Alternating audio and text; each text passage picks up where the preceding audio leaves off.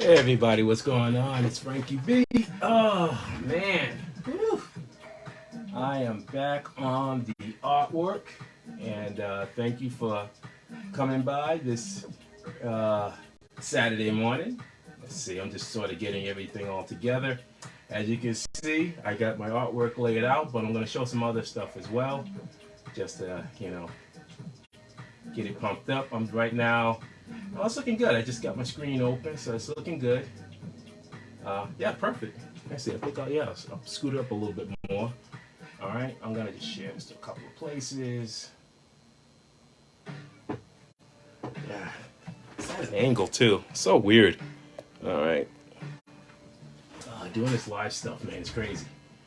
All right, there we go. I think that's a little bit better, so people can sort of see the full picture. So let's see. Let's share this to some groups. Let's see. All right. Hopefully I don't get kicked out of some. I like to just share the process, man. I'm not trying to start no wars or anything. I just want to just share what I do and hopefully, get some other people inspired to put their work out there and stuff like that. That's the only way this stuff can exist, right? We all got to be willing to do our small little part to get the message out. So I look to my brothers and sisters, fellow artisans. Please feel free, put your artwork out there. No shame in the game, right? All right. So in the post, pretty much it should explain what's going to be trying to happen today. Put a sort of limit on myself. Got to do those things. Oh man, it's been crazy. A lot of good news this week. First off, I was able to wrap up the fulfillment, sketch card fulfillments, and they're heading off to my man Matthew. He's going to handle the rest of that. And boy, it's just, I don't know, it's just, everything's moving pretty good. So I finished the fulfillments. Matthew contacted me. We're actually going to talk next week. But he's doing pretty good. He's cranking out some scripts and stuff, which is really exciting. So I can't wait to go over the scripts for Kajus versus Cowboys. And the drawing's going to continue, which is important. I always believe that if anything that can keep you out of trouble, it's the stuff that you love. The stuff that keeps your mind going, your creativity going, and such and so forth. So anyway, give me a few more minutes, and then I'll jump on the art. I'll take you through the process a little bit. Let's see. I'll put this up here, and by all means, please. Feel free to share if you want to share and stuff. I have no problem with that.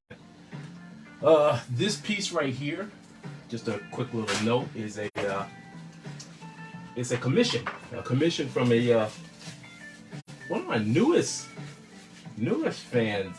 They really like my stuff, and they've commissioned me for a few different other stuff. And they finally pulled the trigger and went for a much more, larger commission. Usually I'm, 9 by 12, and then I jump up from 11 by 14. I actually do I think I have an 8.5 by 11. That's when I started my when it comes to commission stuff. And then 9 by 12, and then also 11 by 14. Then of course the really big giant one, 11 by 17. That's insane. Can you imagine? So anyway, they came back and they said, "Hey Frank, is there any way you'd be interested in doing a 9 by 12 with Devastator fighting Defensor?" And I was like, I could do that. And so they said, okay, cool. So then everything was going pretty good. And then while it was going on, they had previously I had shown them, and I'm gonna move this really quick so you guys can see. I'll move that out the way. I had previously shown them, and I think some people have seen it. If you look at some of my older posts, I showed people this thing, which was years ago, and I can't even remember the year. It was definitely in the 2000s, but I was contacted by someone who said, "Hey man, I saw a lot of your work that you had done for sketch cards, various sketch card companies and stuff." And they said, "Hey man, I love your work. Is there any way that we could do something of like a trade-off?" And I said, "Oh man, trade-off." And I was like, "Okay." And then this person said, no. He's like, "I'll make you a custom sketch card booklet." And I believe 2 of them. And and just for you to do some commission work for me, my own booklet. So I was like, that seemed fair to me. So they sent me a they sent me a comp one. So I had this extra comp one, which I held on for a long time, but then I just decided, hey man, somebody else should have the enjoyment of it. But anyway, I'm getting ahead of the cart. So anyway, what happened was a while ago, I decided, I looked at these, actually this year, I decided to, what was it? Okay, here, maybe I am getting ahead of it. Let me get out of here. Let me look at the years. Okay, wow, I did these in the same year. Okay, anyway, I saw these, and they've been sitting in there. Like, I have a ton of, like, various sketch cards and stuff that have been sitting around, just, you know, work's gotten in the way and stuff, working on various projects, and just time. And I just said, oh man, finally I was like, I gotta get off the pot and just get this done. So anyway, he made me this custom one. I love the Shogun Warriors. So yeah, he did this. And what happened was I finally got around to working on it this year. And this was a Shogun Warrior one I did. This is not for sale, mind you. This is not for sale. So I did this one earlier. And then, and he actually sent me, I think he sent me this case too. I think he sent me this case. And then he also did this one too. And this was one, so it had to be like maybe 2014. It had to be, because this is when that Godzilla came out. So 2014. So a little bit after maybe. So anyway, he sent me this, and so I decided just to do something with the Godzilla versus Kong and stuff this year. So you're talking almost 7 years. It took me like over, we'll say 2014 that he, probably afterwards, that he contacted me. The crazy part is I can't remember who did this. And that's the frustrating thing, because I can't even, you know, I guess if I took the time and maybe looked at my emails or whatever, but I don't know. I just don't know. So anyway, I'm hoping that maybe they see this and they go, hey Frank, I'm the guy who did it and whatever. But so I only have these. So these are mine. So this is not for sale. These babies right here. This is not for sale. But what happened was I said, you know what? I got this blank one. I was going through my cards, and my, you know, this client of mine, he said, oh man, if you ever put that up, man, I'll be down for it. And I said, you know what? Fine. I'm gonna put it up. So he came to me and he said, Frank, you know, I want Optimus Prime and Megatron fighting. So I saw that in my head. That's okay. Prime, Megatron fighting. And I asked him what he want for the cover, and he said, I don't know. You just go ahead, Frank, go crazy, whatever. Which I love. I want to just say that anytime a client is, you know, initially they come with you and they say, hey, I like this character and I want this character to be in. But then they just say, oh, you know what? I want you to go ahead and fly with it. I trust your skills, I trust your experience, I trust the fact of you as your artistic ability. They're just not micromanaging. They're allowing the artists just to have their flow. Those are the kind of clients that are like, they are golden. They are golden clients, because they are allowing that artist to really be able to put their energy into it. I had fun doing this, by the way, sheer enjoyment. So anyway, as I sat there, I looked at it, and as I started working on the fulfillment cards for Kaijus versus Cowboys, I was like, the main thought in my head came up was that the scene from, I believe the 86 movie, the animated movie, I can always get it confused between 84 or 86. But that scene when the arc is being, no, sorry, let me take it back. Oh, it's screwing up. When the animated show came on TV, and when the first episode, remember, it was like a 5-part show? And the first episode was when the ships are battling and stuff, and then the Ark and the Nemesis, and then they crash into Earth. So it's like 4 million years ago. Well, what happened was, I loved that, but then I also loved the animated movie that came out. I believe that was 86. And so I said, man, I wonder if I could just do this cool fusion, because that's who I am.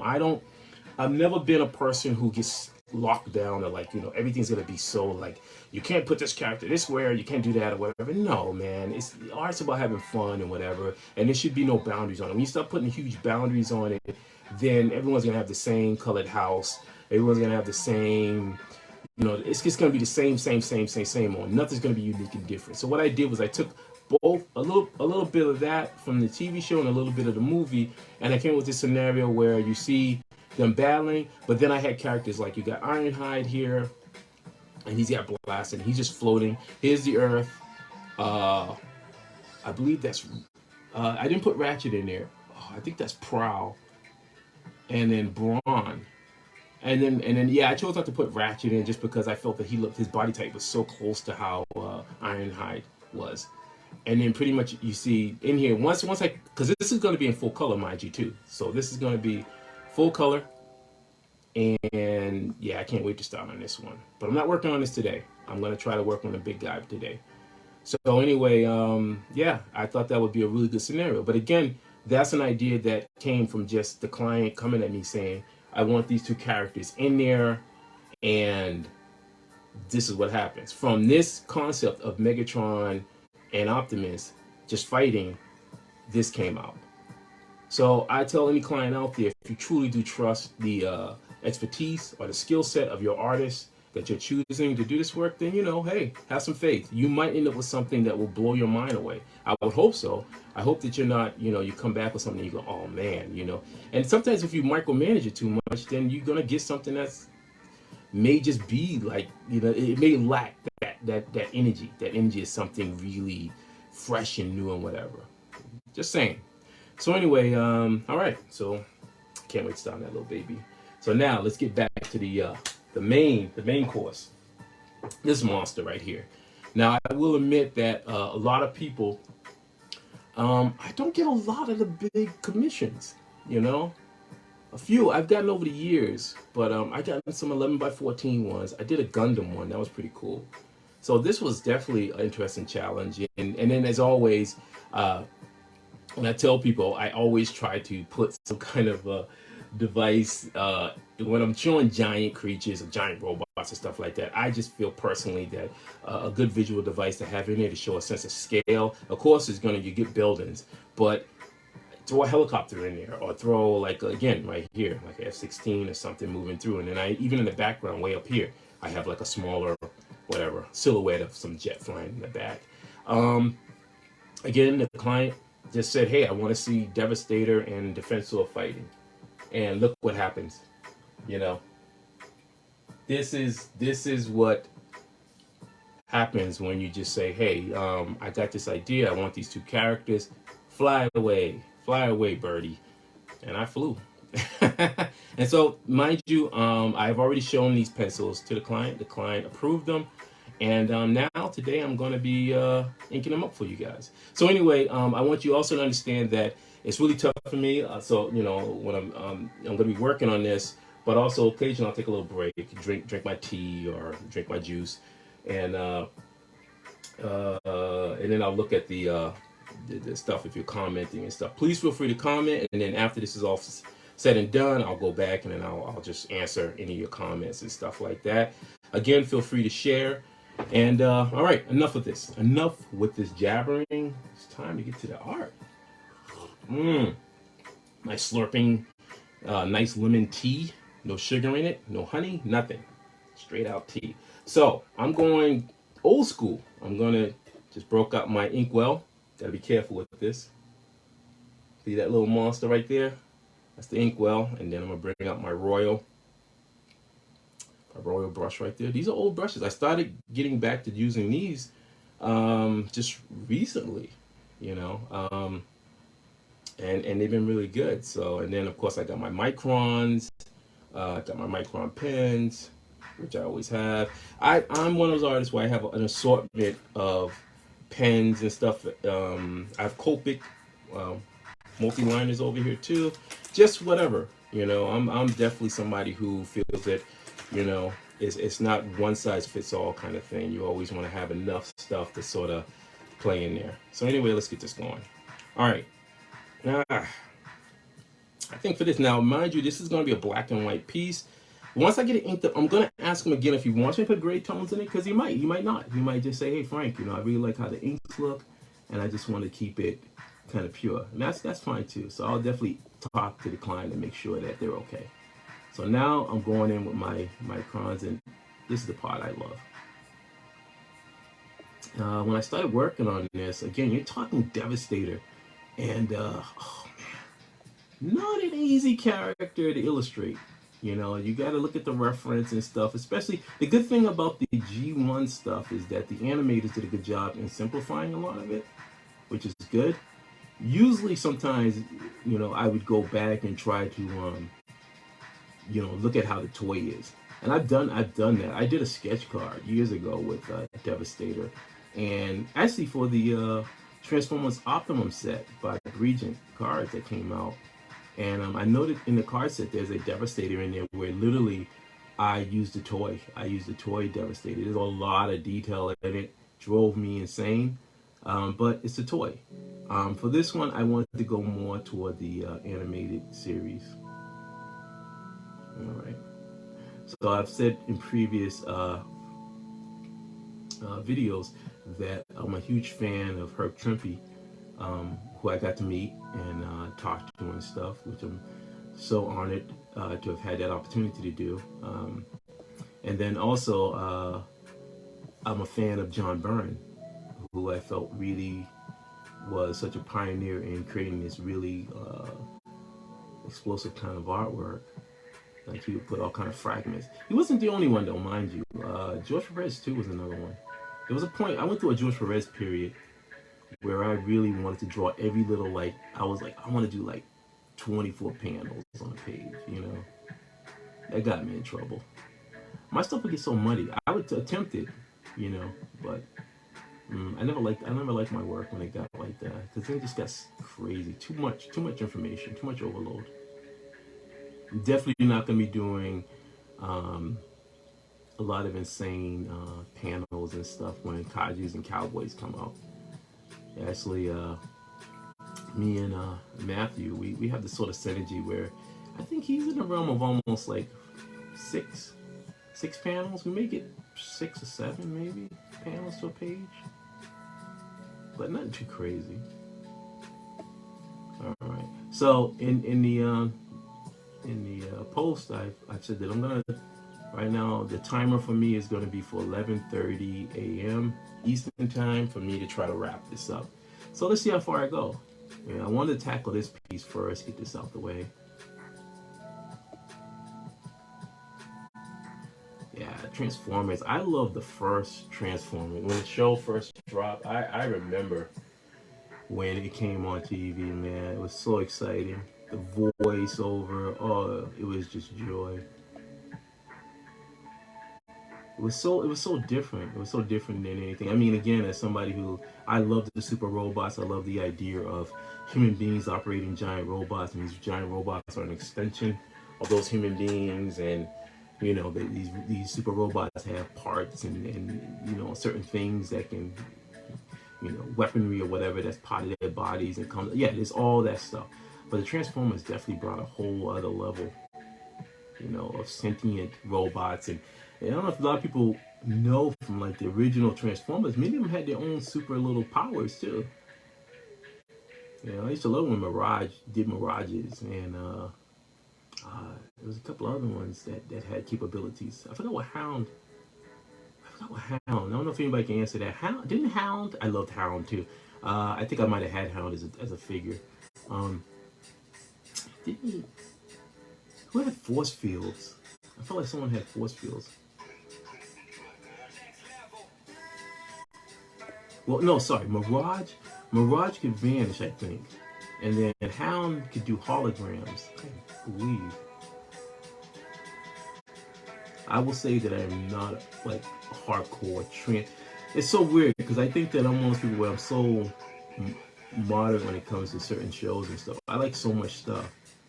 So my views on them are like, I'm like, yeah, I know certain things. Like I have my geek moments and I go, oh, yeah, I remember that. But then I'm not to like the history of Transformers. Like I remember reading the Transformers comic books from Marvel here. And then they eventually, then it got weird and I didn't like how the artwork looked. And then I stopped. And then I guess they continued overseas, over in Britain and stuff. And a friend of mine sent me some comics, and the comics are digital, so they're still sitting on some file on my hard drive. Unfortunately, I'm just not a person good at. I don't enjoy reading digital. I'll admit that. I'm still in that whole tangible state of. I like to have a comic in my hand, a book, and yeah, that's just how it is. And I've tried to do digital, and I just don't get it. But no offense to people that enjoy it, you know. No, I ain't throwing no shade on them or anything like that. That's just flavor, man. You know, everyone's got a specific flavor. There's people out there that don't like pizza. And I go, whoa, okay, all right. I get it. It's okay. Ain't the end of the world. Not everyone has to like pizza.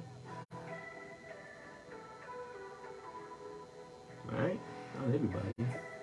I know I like pizza.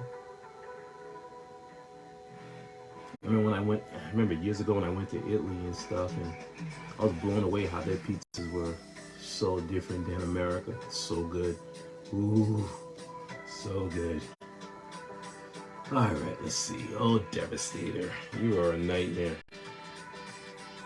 That's the other thing too. I always felt with Transformers was that they, well, I think with super robots, I always felt that super robots had a more organic, like they're more, you know, rotund body types and stuff like that. So you could sort of freehand a lot of stuff. But when you start getting into robots like, I would say like Gundam or even some Transformers, it's definitely, you got to break out the straight straight bar.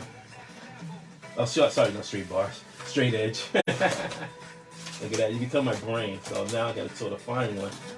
I'm not. Sometimes I use the ruler, but sometimes the ruler can be so close to it that it can cause a hassle. Like you can get some ink bleed. So you don't want to get ink bleed. So I'm breaking up my triangle, which I call a straight edge. Anytime you hear that, that's what's, you know, that's what I, you know, when I would work in advertising, that's what we call straight edge. So it could be anything that just gives you a nice line. But anyway, first off, I want to thank everybody also for coming here and looking at this and checking it out. And please feel free to comment. As you can understand, I just can't. I can't comment while I'm working on stuff. I don't know how artists are capable of doing that. When I'm working on my art, I'm really into my artwork, you know, and then when I'm talking to people, then I want to be able to talk to people and look them in the face and stuff like that. So it's really tough. It's really hard trying to communicate with someone and then also trying to do the best artwork that you can. I'll admit I haven't mastered that, and I don't know if I really want to. You know, I think that it's important that the key thing is that for 30 years I'm an artist, and I'm proud to be an artist. You know, I'm not an announcer, I'm not a personality or anything like that on shows. I'm just an artist, and I'm proud to be an artist. Card carrying artist. You know, and I'm proud of it. I made a career out of this.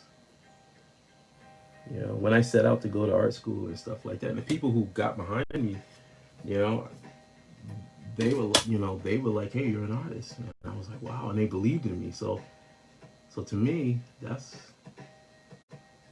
my light. That's what I do. No shame in that.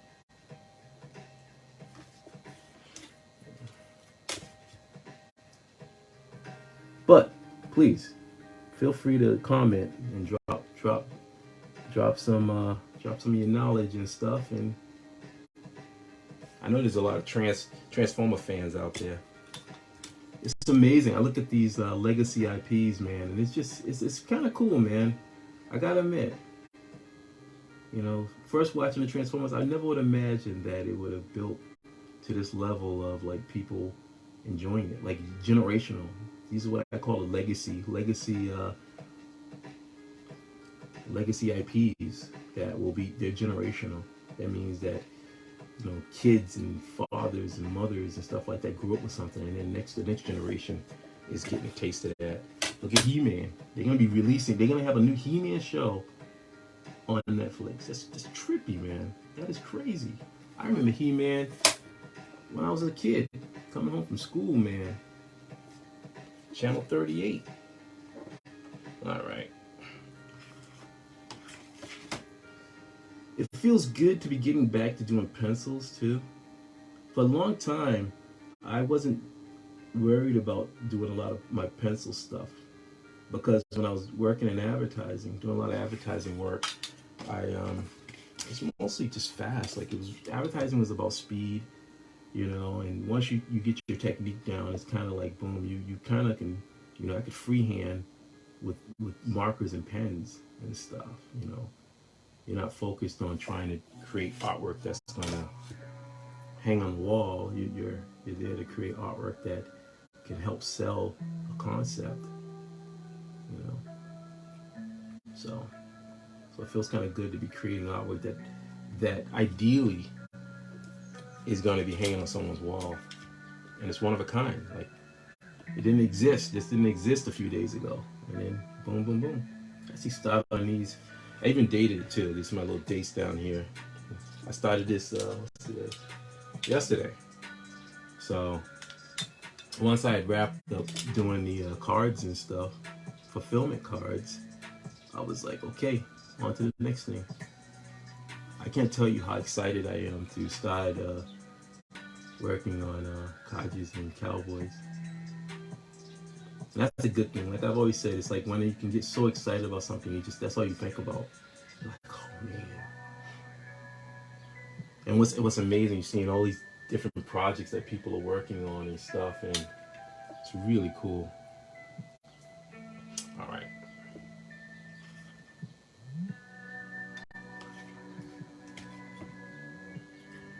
Oh boy, you're a big piece, aren't you?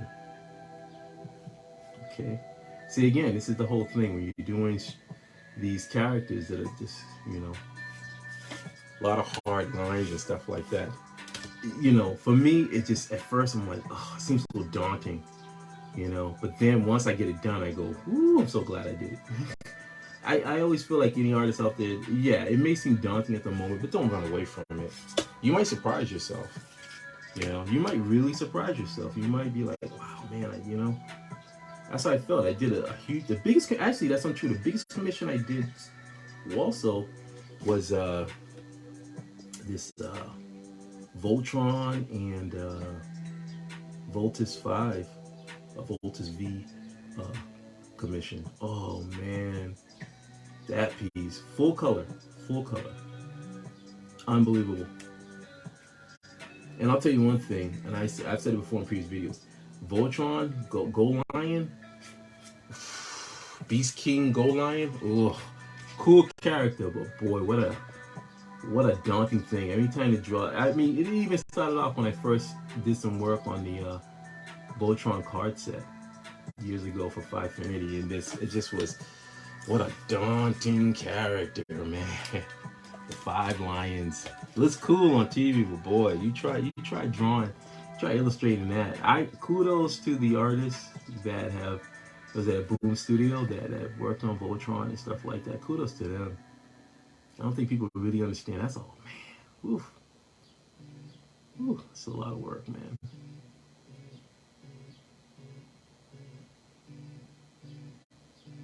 All right, here we go.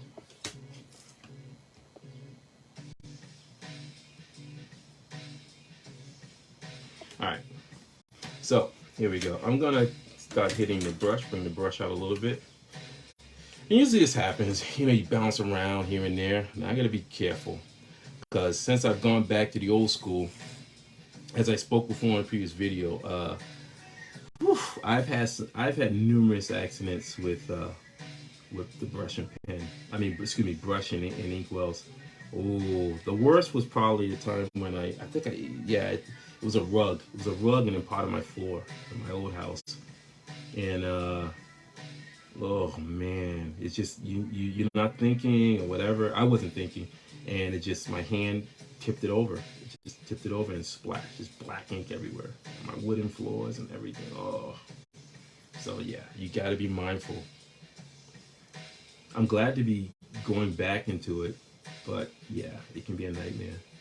And the ink that I'm using is Sumi ink. I think it's called Tokoyama. I've always used it. What's funny is that I still got a pretty enough full jar of it. I kept it away out of light and stuff. So since I just started back using it, you know, now it's like, okay, now I get to, you know, dig it out and get back to it.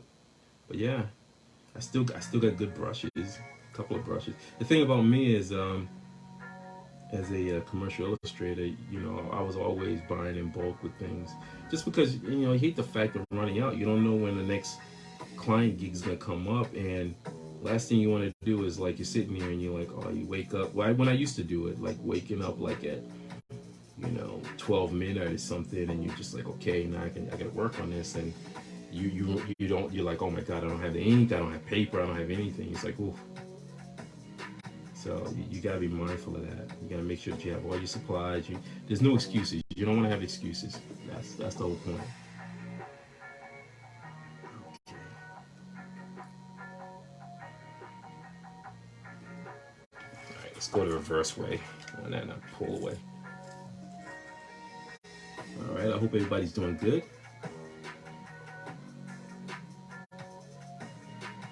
I do appreciate the fact you take some time to check this out. These are long videos, so I understand. If you can't hang too much with it, that's cool. The good thing about it that you can see any of these videos on my YouTube channel, which is also, the link is in my post. So definitely feel free, head on over there and check out some of the past videos and stuff. I enjoy doing them, you know, and I enjoy hearing from people. It's always fun.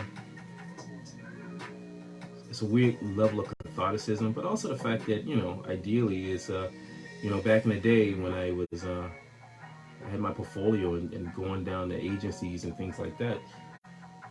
That's, you know, that's what I would do. Show my portfolio to art directors or creative directors or so forth, and that's what my YouTube channel is. It's almost like I have my portfolio open and it's showcasing various things to, you know, a much larger audience of various different people, not just art directors or creative directors or anything like that, just a bunch of different people.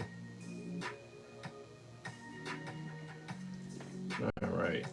Smoke is always, smoking, you know, when you do smoke, it's just, I forgot, I think George Perez was always, he was so good. I got some extra ink over here. George Perez was really good. I always liked how he did his black bellows of smoke. Man, you look at some of those Teen Titans. Oh man, it was so good. He did such a great job. Really get into the detailing. Like the smoke itself was almost like had a personality of itself.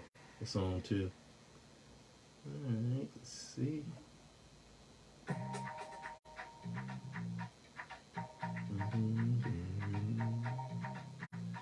Alright. Now, as you can see, I ruled out the line, so it's 9 by 12, but then I put it's like a quarter, maybe a half inch. I think that's around roughly. I can't measure right now, but it was like a half inch around. And it's a nice half inch border around because, you know, if the person wants to hang it up or put it into a frame, then they'll have that space so it doesn't affect the original. Because it usually, you know, I try to put a little bit of bleed, you know. Yeah, that's just how it is. A little bit of bleed outward. I myself collect artwork too, so I think that's why I'm so passionate when it comes to, you know, when clients want to commission and stuff like that, because I try to imagine myself if I was in that role and what would I be expecting. Usually when I commission people, pretty much I've already seen your work, you know, and then I'm just like, okay, you know, this is the character I want, just go at it, and you know, and then you leave it. It's like the gamble. You go, man, you hope that they'll come back with something that's going to be really tremendous, really exciting.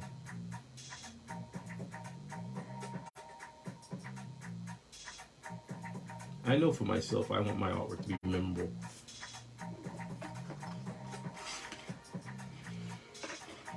Okay. Look at that smoke, huh?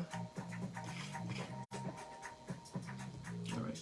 Gotta be careful, because that's the tricky part with ink, man. Still got some nice wet spots too. Let me just come in a little bit.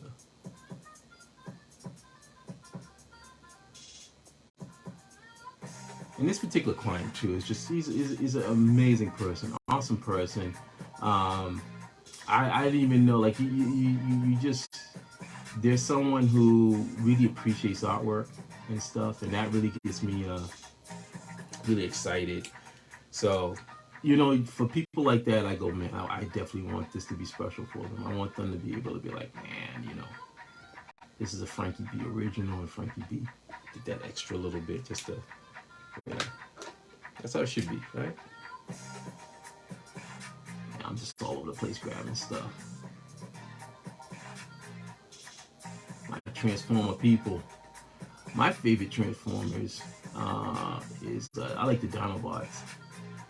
And I had the chance. I had the chance to, in a weird circumstance, I had the chance to do some artwork for Greg Berger, which, yeah, that was one of those weird things too, where I did his artwork for his convention banner and stuff, and that was really an honor. I mean, the voice of Grimlock, it's trippy. Came close to meeting him too, and then I don't know why it was like a. I was at the Rhode Island Comic Con, and I was actually going to go see Peter Cullen and Frank Welker because I did a piece and stuff. The Rhode Island Comic Con. I did like this what was it, Optimus Prime and Megatron, and plus them in their you know, vehicle and gun mode. And what happened was, I guess Rhode Island Comic Con decided to do a lenticular poster of it, which is unbelievable. I gotta say that right now. So it blew my mind. Like when I went to the con on that day, they had done that, and I was like, whoa! It was incredible. And I mean, I have videos too. If you look at my stuff, I have videos of me, like the reaction to it. Like I was just blown away. So then they were like, oh yeah, you know, do you want to go meet Frank Welker and Peter Cullen? Excuse me. Yeah, my brain. I had to wake up. I had coffee too. My one coffee for the day. So anyway, let me get back on track. So, cause I also had done some artwork for them that I was going to present to them. So I knew that I was going to meet them anyway, mind you. And I was going to present some artwork to them. So then I ended up going in this room, and I saw some other people, and people were getting their toys done. And then I went up and I took a picture with them and stuff, and I presented them stuff, and they loved it. They were like, oh wow. But it was really trippy, man. Yeah, I think it tripped me out so much that I forgot about Greg Berger. I feel bad too, because again, also I was sort of working at that con too. You know, I was, you know, doing artwork. I was at my own table, and you know, and I had commissions and stuff to do, and so I just lost track. And then when it finally was over, it was like I was already like spent. I had nothing left, and that's what happens. Most cons, I put so much energy into, like, you know, as I'm talking to people and I'm jazzed up and whatever, and then by the end of it, I'm just like done. Back in the day, when cons weren't the way they are now, you know, I would, you know, hang out and stuff with people and go, you know, go get some food or whatever, and you know, and talk shop and stuff like that. But boy, these days I'm just like, ugh, tired, burned out, ready to get some sleep. Showing my age. But yeah, that's my only. I wish I had a chance because I was that close. Because he was actually in the same con too. Just to meet him. I mean, when I did the job for him, it was all correspondence online. And Greg just cool guy, man. Just really cool. It was a great opportunity. Again, those are one of those things where I remember years ago. This older gentleman. I was young, but in my 20s. And I was waiting for the store to open, and this gentleman was waiting for the store to open, and he just started talking to me, and he said, kid, you know something? You gotta have great stories. I'm from Boston. He's like, you gotta have great stories, kid. You dig? No, he didn't say you dig. I'm adding that in there. But he was like, you gotta have great stories. He said, at the end of your life, you just want to look at your life and be like, yep, I did this, this, and this. Whatever it is. It doesn't mean you have to climb mountains and stuff, although I did climb a mountain. But he just felt like, you know, you want to have stories so that when you say stuff, you're like, yeah, man, I did this, I met this person, and whatever, these experiences. And so I've always held true to that. Yeah, those wonderful experiences that are in my mind.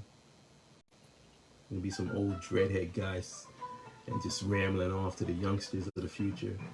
Like, yeah, I remember when I saw Gwar. Was it Gwar at Dragon Con?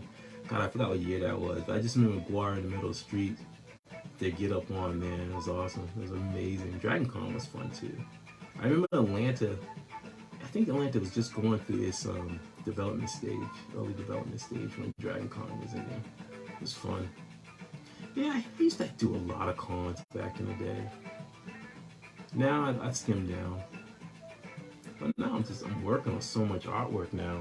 It's a tough thing. It's tough to be like, because to me, you know, cons are a form of business too. You know, and I always feel like for artists is that you gotta look at cons, especially when you're buying tables and you're trying. This is a business. So the thing is that you gotta go in there with the mindset of like, what are you gonna get out of it? Because you gotta get something out of it.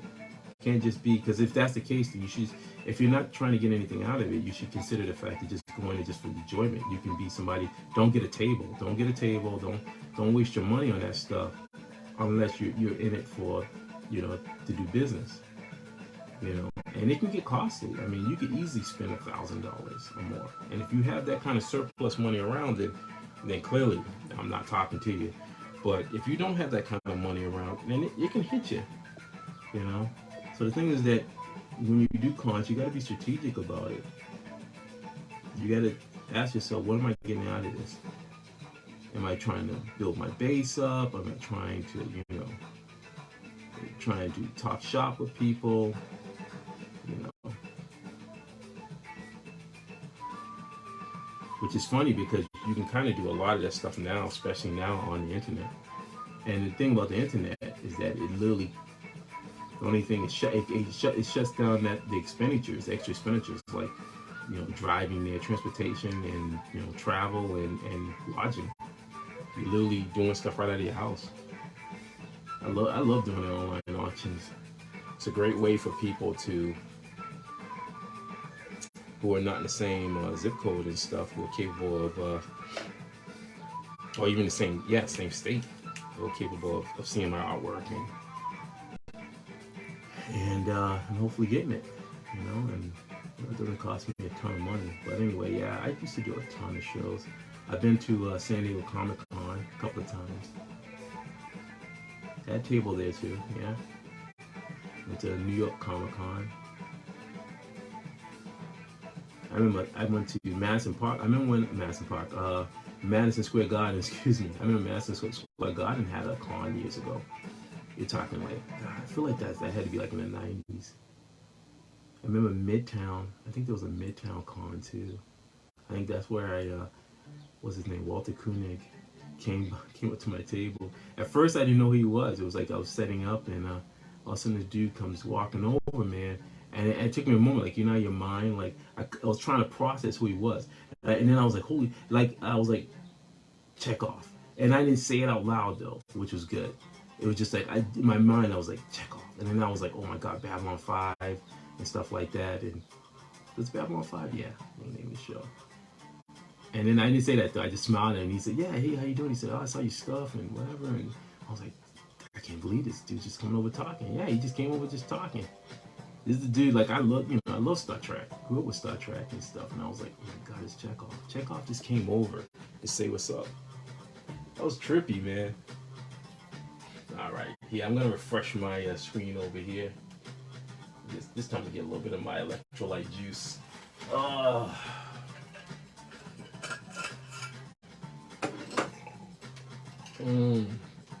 Good old electrolytes. Gotta love this stuff.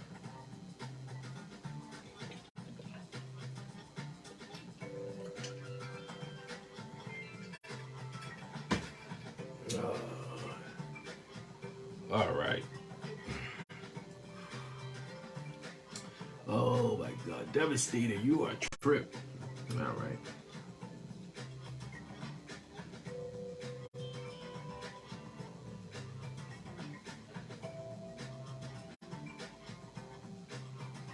I remember that Transformer episode. I know my brain's sort of going. And thanks, hey, what's it?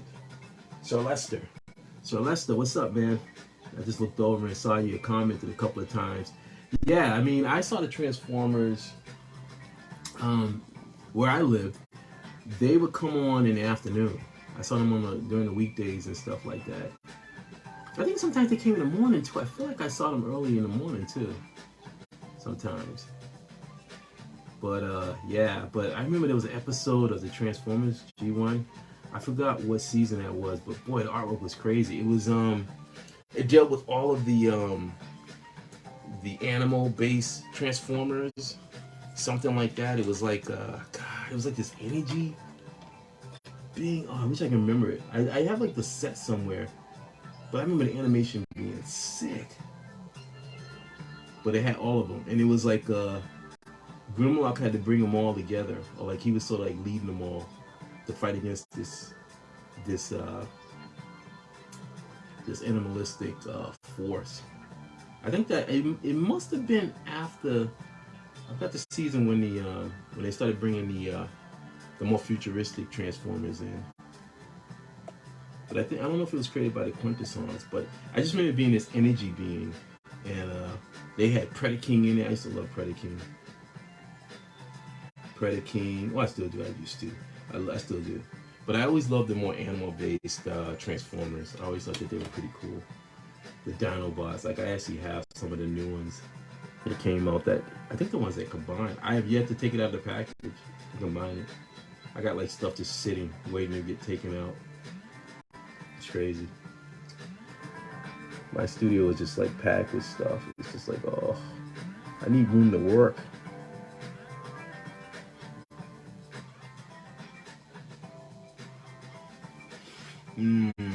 All right. Devastator. Great voice too. Whoever did the voice for Devastator, oh, a great voice. Well, actually, I think Peter Cullen did. Yeah, now I think about it. Yeah, Peter Cullen. Because I feel like I drew Devastator for him in this piece. I think he did. I could be wrong. Please, by all means, comment. Let me know. Let me know if I'm wrong on that one. But I feel like Peter Cullen might have voiced Devastator. Not Peter Cullen, sorry. Greg Berger, sorry. Duh. Greg Berger. Yeah, not Peter Cullen. Although, kudos to Peter Cullen, man. Unbelievable, man. What a career. Jeez, unbelievable. Kudos to everyone that's been able to make a career just doing that. Voice acting. Oh, unbelievable. So happy. That stuff makes me happy. I've always been that kind of artist who it's never been about being jealous of another artist and what they do. It's more like getting excited, because I always felt that if one artist does good, then that opens the door. It helps us all. You know, it benefits us all. You know, even when I would go to Artist Alley, I would see other artists and I would be like, "Pump, man! I want to see other artists do really well. I want them to push themselves to keep this thing going, because all it does is it just enforces. It helps other people, future artists, even the pros, even people that have been in the business for a minute. I'm always learning new things. There's always new things to learn. All right, you got the touch. Oh, I'm not gonna do it. I'm not gonna sing that song. Great song. I remember when it was in Boogie Nights, when they played it in Boogie Nights, and I was tripping out on that. I'm like, oh shoot, no they didn't. No, they didn't. Yeah, it's so weird working with going back to the inkwell, because now it's kind of, you gotta wait for stuff to kind of dry.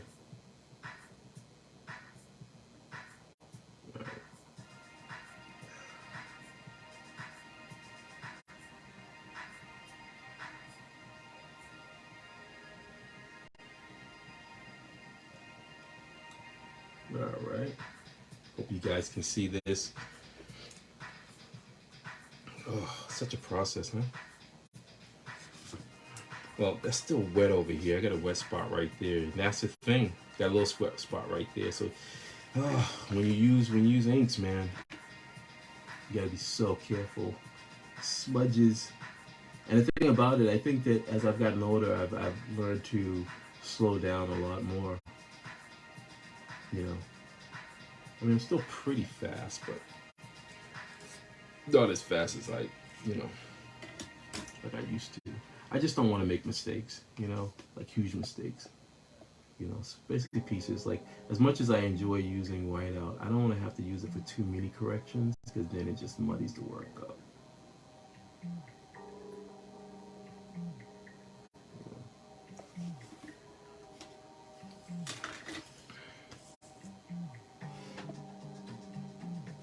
Another artist I really admire is Geoff Darrow. I'm saying it right. Oh man, his work. Like, he put like these little pieces. Like, you literally be looking for the little things. Like, oh. So a lot of my stuff when I'm drawing smaller and things, I'm kind of putting little things in there. Like right here, brick walls and supports and stuff like that. But I attribute all this stuff to sketch cards. You know, sketch cards really helped me to start drawing in a much more smaller way.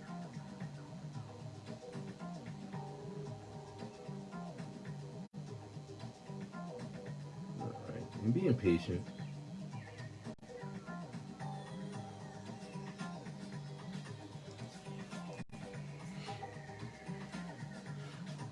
I remember someone once said, I saw a thing where someone was talking online, they was asking about Transformers, do they have teeth? That does, it does pose a interesting kind of dilemma, especially when you draw them.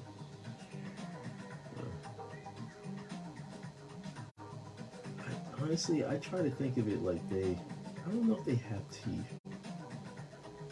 I mean, in the Bay formers, I guess they did. Sort of like teeth, I guess. Yeah.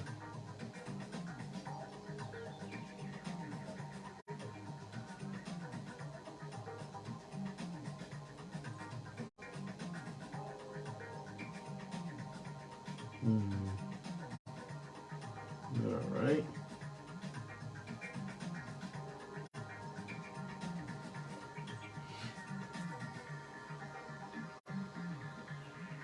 Hey, Mark, what's going on? I just looked over. Hey, bro, what's happening? As I said before, it's really tough for me because as I'm drawing, I'm focused on the art, and so occasionally I'll look up and I got my computer screen open and stuff, so I'll look over to see, and then I'll refresh the page. But yeah, you know, I haven't mastered that, and I don't know if I ever will. That master that whole thing where you see artists and they're just talking and they're still drawing. I'm like, man, how do you? Yeah. I don't know if I want to do that. I'm an artist. I mean, I could talk like this because this is technically how it'd be if I was working at an agency. You know, the art director would be there. Especially, I mean, clearly if this is before, you know, we will go over whatever the assignment was. But if I'm working on the assignment and the art director wanted to come over and check on it and stuff, then my head would be down like this, and I'm just sort of hearing what they're saying. And they're like, okay, Frank, can you change this? Can you change that? Blah, blah, and stuff. So it's just me keeping my energy and tempo going so nothing distracts me. So when I see those artists or people do that, where they're just talking to people and stuff, I'm like, wow, man, I don't know. I can't do that. I'm not really motivated to want to. As I said before, I'm an artist. I'm proud. Card carrying artist. I've been doing this for 30 years. And I'm proud of it.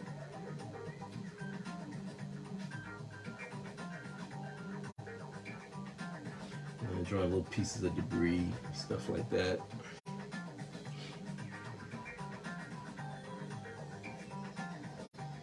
It is fun, man, drawing giant robots. I love kajus too. You know, I love drawing giant kajus, of course. You know, please, you've seen all my postings. If you haven't, look at my profile and you can just skim right through there. But something about drawing giant robots fighting is really cool. It's definitely a challenge because their bodies move in a different kind of way than like something that's organic. So it's really trying to get an organic movement in something that's, you know, could be like this, like, you know, made of cylinders or squares and stuff like that, or rectangles, cubes. This is where you just go nuts and just add all this extra little stuff and debris.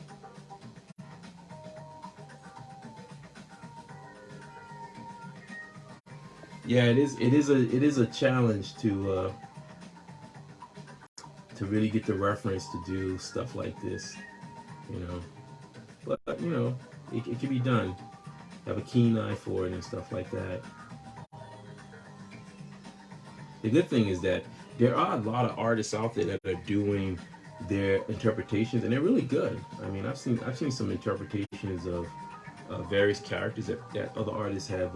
Well, these legacy characters, where they've cleaned them up, and they've really stayed pretty true to the concepts and stuff, and it looks really great. And you can pick up certain things from there. Maybe the shape of the character's head or a certain detail that they may have. I mean, so kudos to them. Especially when you're trying to look for reference. All right, let's see what we got. Oh, another line.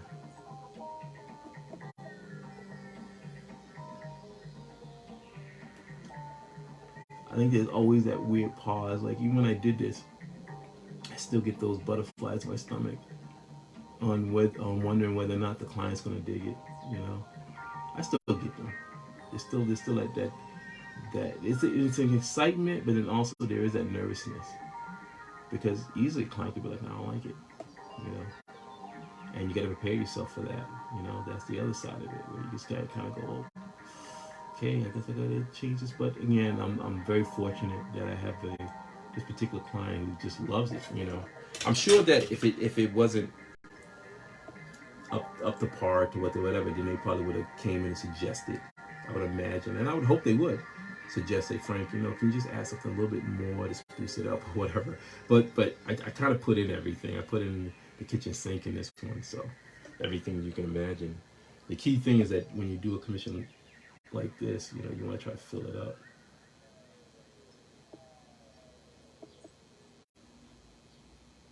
Okay, nice. Pull, drag, boom. One of the cool things too, I used to love, you see the transformers. All right, I feel confident enough. I'll just go with a nice line right there. It's gonna be a lot of black right there, so I fill that in. That looks pretty dry. Tap it a little bit, just to see.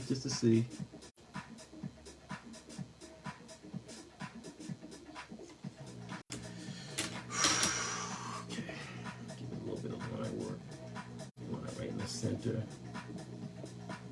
It's funny how much you can get from these the Micron 1. I mean the 01. You get a lot of it. I haven't yet reached for my for my Pentel brush pen, so that's kind of cool. Devastator.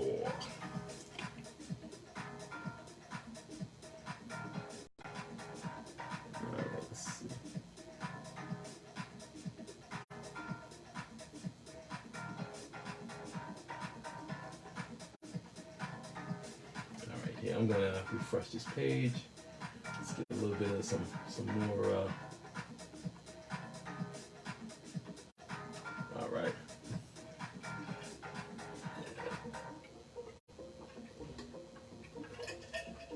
Oh, that's good. Oh, so refreshing.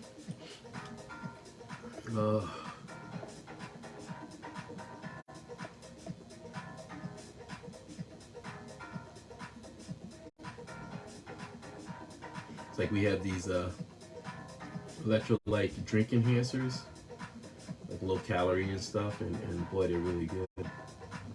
They're a good substitute for like a lot of sugary like drinks. We don't drink a lot of. We actually don't. We don't drink sugary drinks. No.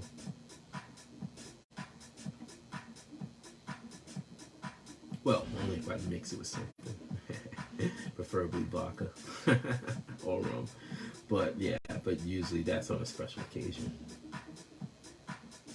But yeah, usually during the day I'm just, even when I'm work out and stuff, it's just we got these electrolyte enhancers that we use and stuff, and they're really good. I like a lot of ice in my stuff, nice and cold. So, and then I'll have my just got some of this lovely lemon tea that it's really good, really refreshing. Devastator. What a unique face. It's a great character, man. All right. All right, this is where I'm gonna use my. Let me move that out the way. Whew. Oh, you don't know how nervous I am because it's like, I don't want to have one of those elbow bumps, and it's like, no. All right. Hey, this Pentel, this one's starting to get frayed. Now, I'm one of those artists. There are a lot of people who ink and stuff like that. You sort of keep your brushes because as they degrade and stuff like that, you're able to get some really cool effects out of them. You know, I've gotten some really cool dry effects and stuff out of my brushes. You know, you just gotta experiment with them and play around with them. You know, don't be afraid. Come in with this. That one's giving me a little too much. Let me switch it out. It's always a test. That's why it's always good to have some kind of paper nearby so you can test your pen. Excuse me, your brush. Excuse me. Come in, nice thin line right there. Just tap it just a little bit, just a little, not too much. There you go. Yeah, there you go. Nice little feathering in there. So he's like trying to be nice and gentle with that. I'm gonna go right in here and get that cheek.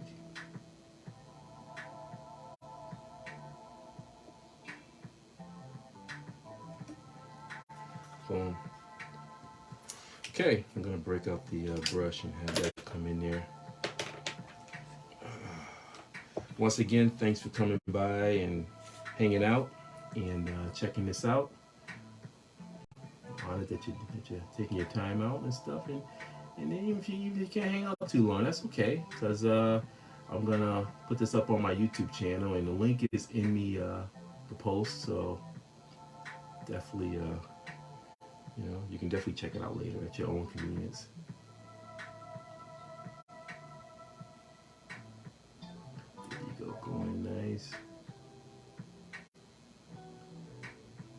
And again, it's like I'm in my mind. It's like I'm always like thinking of stuff economically. You know, I've said it before in other videos. Is that, yeah, I mean, it's up to you. Really, it comes down to what you want to spend your money on. If you feel like you got to get really super expensive art tools or whatever, then more power to you. I mean, you got to do what you got to do. But my feeling is that art, the skill of it doesn't come from the tools. It comes from you. I suggest you watch Crumb as a unique movie that it is.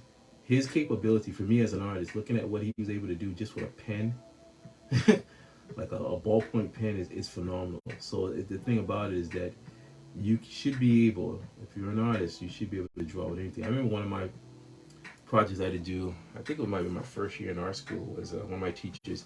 We went over to the public gardens in Boston, and I remember she had us pick up some sticks, and we had our inkwell. Once we picked up the sticks, we went back to class, and we had our inkwells, and she said, "Okay, start inking with the little twigs and stuff that we had picked up." And she was pretty much teaching us that the fact that really any tool that you put in your hand, you should be able to draw with. There should be no excuse. But hey, if you want to spend thousands of dollars on something, and you feel strongly that that's going to be the thing that's going to enhance your skills, your art, then more power to you. You got the money, then spend it. Hey, it's up to you. Me personally, I've always been, my whole life has been about the economics. Just like if this costs this much, then that's crazy. I'm not going to be spending that amount of money. I'll spend money on something I truly need and will use. Many of these brushes they're pretty good. It's going to be wear and tear, but that just happens to everything. But you can get a good run out of these.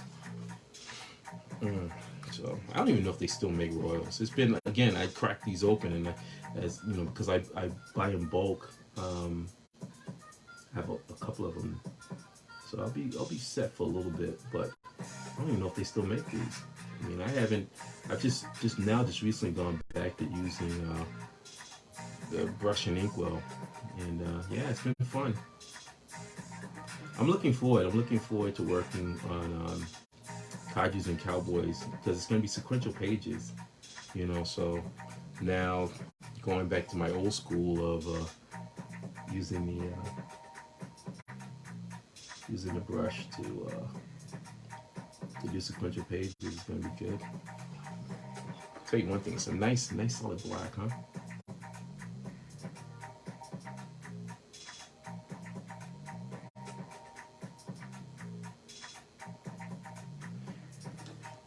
We've been doing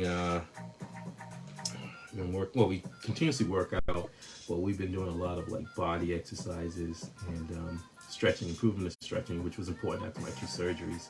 But doing a lot of stuff with the wrist and the hand and things like that to strengthen that up, and I can feel it. You know, I can feel like the strengthening of it, the difference. A lot of yoga stuff, which helps.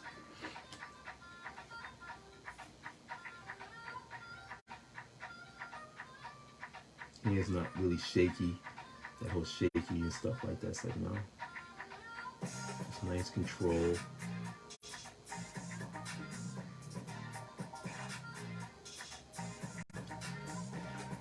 All right, let that ink soak right up in there.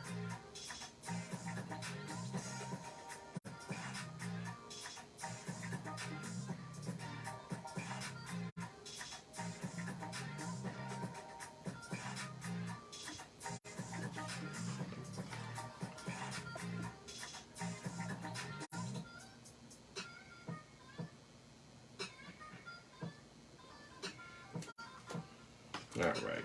Oof. Hope everybody's doing good. Keeping that art flowing, right? All right.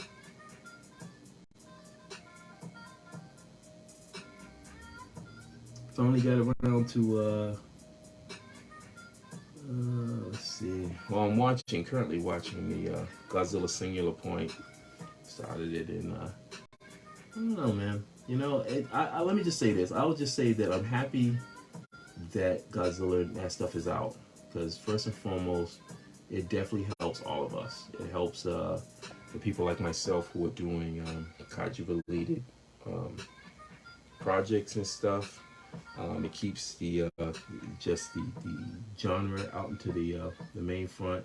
So those are the pros. I you know, I love that. With this particular show, I don't know. Again, I catch myself because I think that a lot of it is, you know, I'm someone who's from the 70s and 80s, so I'm a few generations back, and so my appeal for various shows, especially in anime, and when early anime for me, I just felt like it was more in the sense of entertainment, and then they would add other stuff like the plot and stuff would come along, and they would build a story from it and stuff like that. But really, the main key was entertainment. Like that never got lost in the picture. It was always a sense of, okay, we know what this is.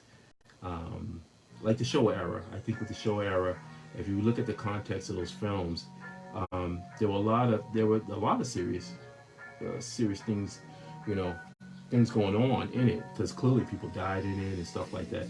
But also, they understood that you're being entertained. This is for entertainment value, you know.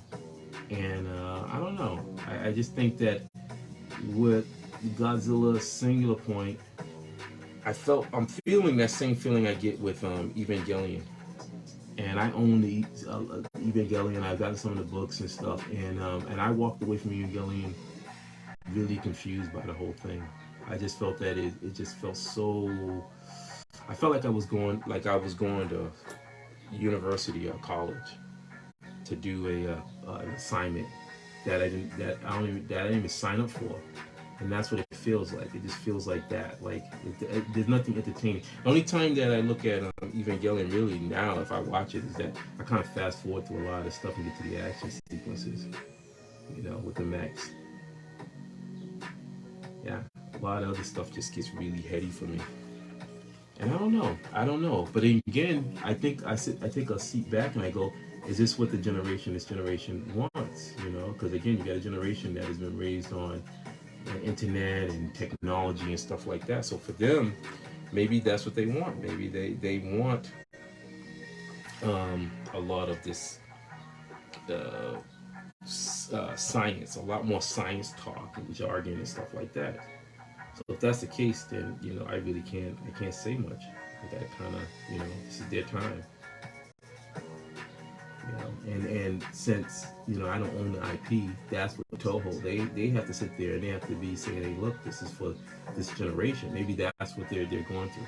And these are all just wild thoughts that I have, but again, that's why I don't know. It's just I find that I have a lot of that sometimes when I sit back and when I talk with Jess about it. I just go, well, maybe it's just their time. I think the people in the 50s didn't understand what was going on with the 60s, and then people in the 60s maybe they understood a little bit of what was going on with the 70s and stuff, and then you had the 80s that came in. I mean, so each generation had to go through that moment where it's just like, wow, this seems so different, so whatever. And I don't know. I just feel like that's the thing. So I'm still watching it right now. So, but I'm definitely not having any kind of entertainment value. That kind of like, ooh man, you know. But with that said, I'm very happy that they went ahead and did it, and that it helps us all. It helps the fandom. It helps people like myself, and Matthew, and other people who are putting out kaiju-related projects. It helps us in the bigger picture, and I think that's the thing where I sort of look at now as the bigger picture. I go, well, how does this help all of us? The indie guys, the little guys. That's a legacy IP. Godzilla's a legacy IP, and what we have is we're just babies. We're just a baby IP now, just coming out. We haven't even got our first comic book out. Well, technically, the Zero Issue. Now it's a Kickstarter, but we're just being born. So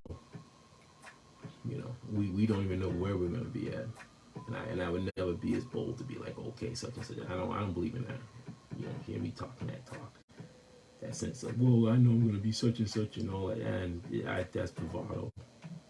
And I don't like using false bravado for anything. Not for that. That's not, because you don't know where you're gonna be at. And then what happens if you don't get there? Then it feels really hard.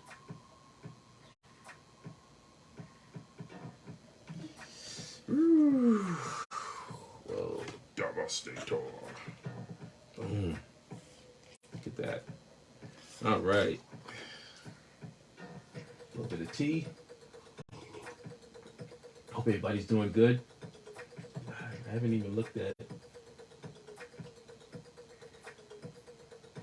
1986, the movie. Yep. That was 1 hour ago. 22 minutes. All right, let me refresh this to see anybody else come in.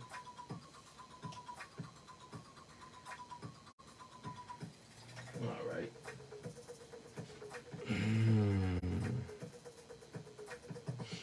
Okay. Let's see what we got. All right. I'm gonna I think what I'm gonna do is kind of bounce back and forth. So, all right, put that away. Inkwell. So nothing ends up dripping out. And then let's go back to the microns. So I'm going back to the microns. And again, being mindful, we do not want to get any, drag any ink or anything like that. Yeah, Devastator is one of the cool character, but boy, what a nightmare. God, I'm always amazed. Like again, when I worked in the animation studio, I would, a lot of the animation was the classic 2D light table kind of stuff. So I try to imagine like back then, oh man, when they were doing, the animators, what a fantastic job they did in sort of breaking down You know, characters like that, like looking at the toy of Devastator and then saying, okay, what can we keep and what can we toss out? Because there's no way we're gonna be able to animate how this character truly looks as a toy. You know, I always love that. I always love that about the you know, the artists, animators when they had to do stuff like that. Because you had to, you know, there's no way that you'll be able to. Even in the comic book too. The comic book they had to, you know, you can't put everything in there. You know, you still got a deadline. You know, I think that's the thing that people have to understand is that those are those deadlines. Now this is gonna be me going off the rails, and I'm gonna add some little technical stuff on here. And this is the whole thing about, you know, you should be able to have fun with stuff, and not get so locked down. Don't allow yourself to get too crazy. You know, oh, it must look exactly like no. I don't believe in that personally. One of the reasons why I enjoy Jack Kirby's work is that, you know, Jack Kirby didn't try to make something look exactly like it. You know, I know how an illustration of how a dinosaur may look. You know, like I just finished reading. I got the Devil Dinosaur collection volume, and I know how a dinosaur. There's many different illustrations, really beautiful illustrations of how dinosaurs supposedly look. It's wonderful. It's incredible. But with that said, when Jack Kirby did it, I loved it. Loved it.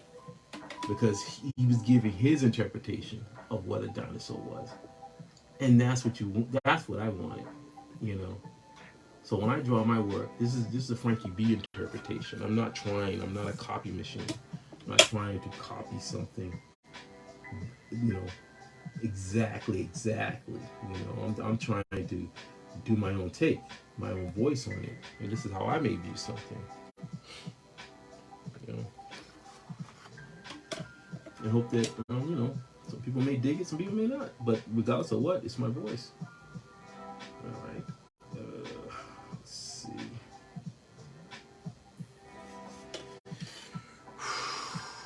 Let's see what we got here.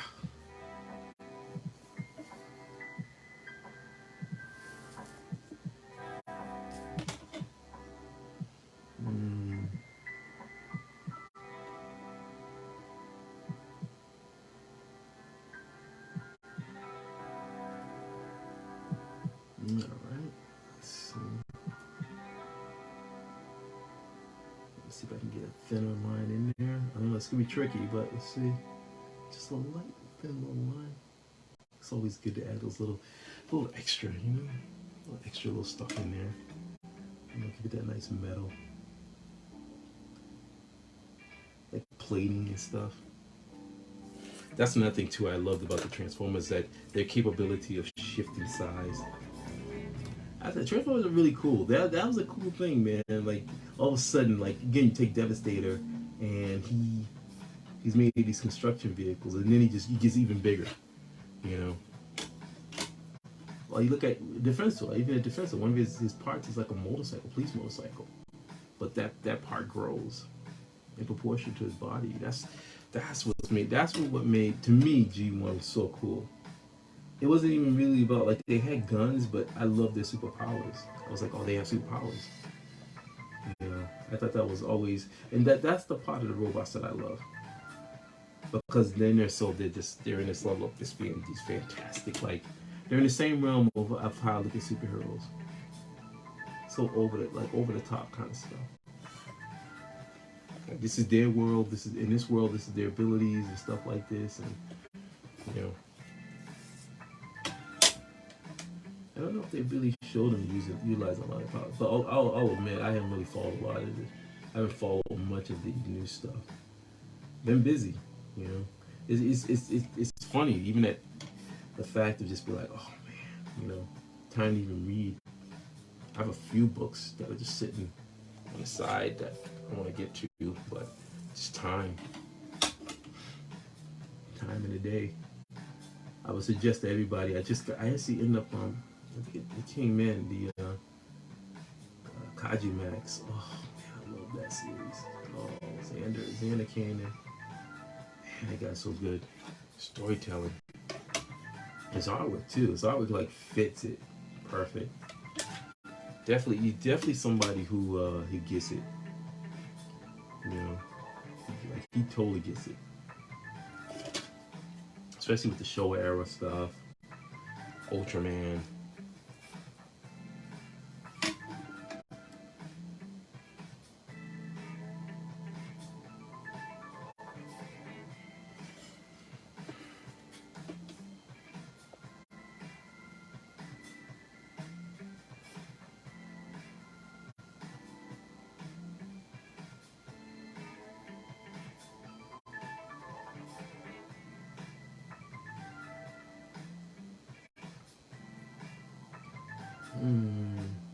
Right?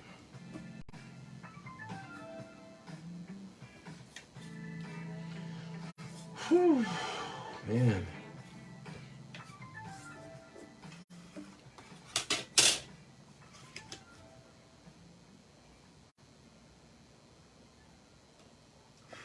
All right, this one started to feather out. Ah, that's the downside of microns. They'll start doing the feathering effect, and it's like, oh, that means it doesn't have that long to life. So, gotta pick another one.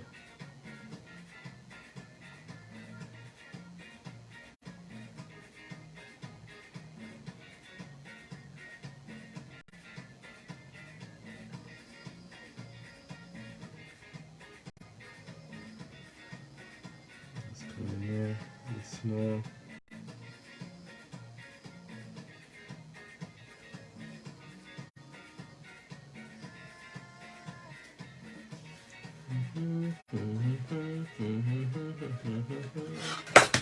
Oh, whew. Thank God it wasn't like ink over there. Jesus, Frank, come on. What are you doing? It's like amateur hour over here. All right. It's like those little mistakes like that. Whew.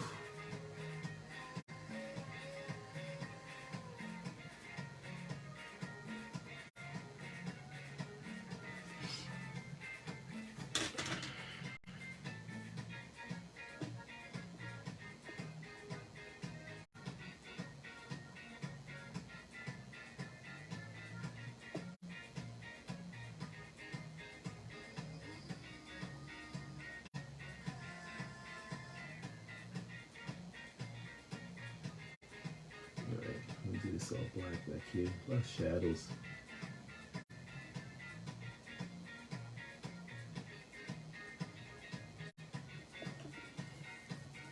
All right.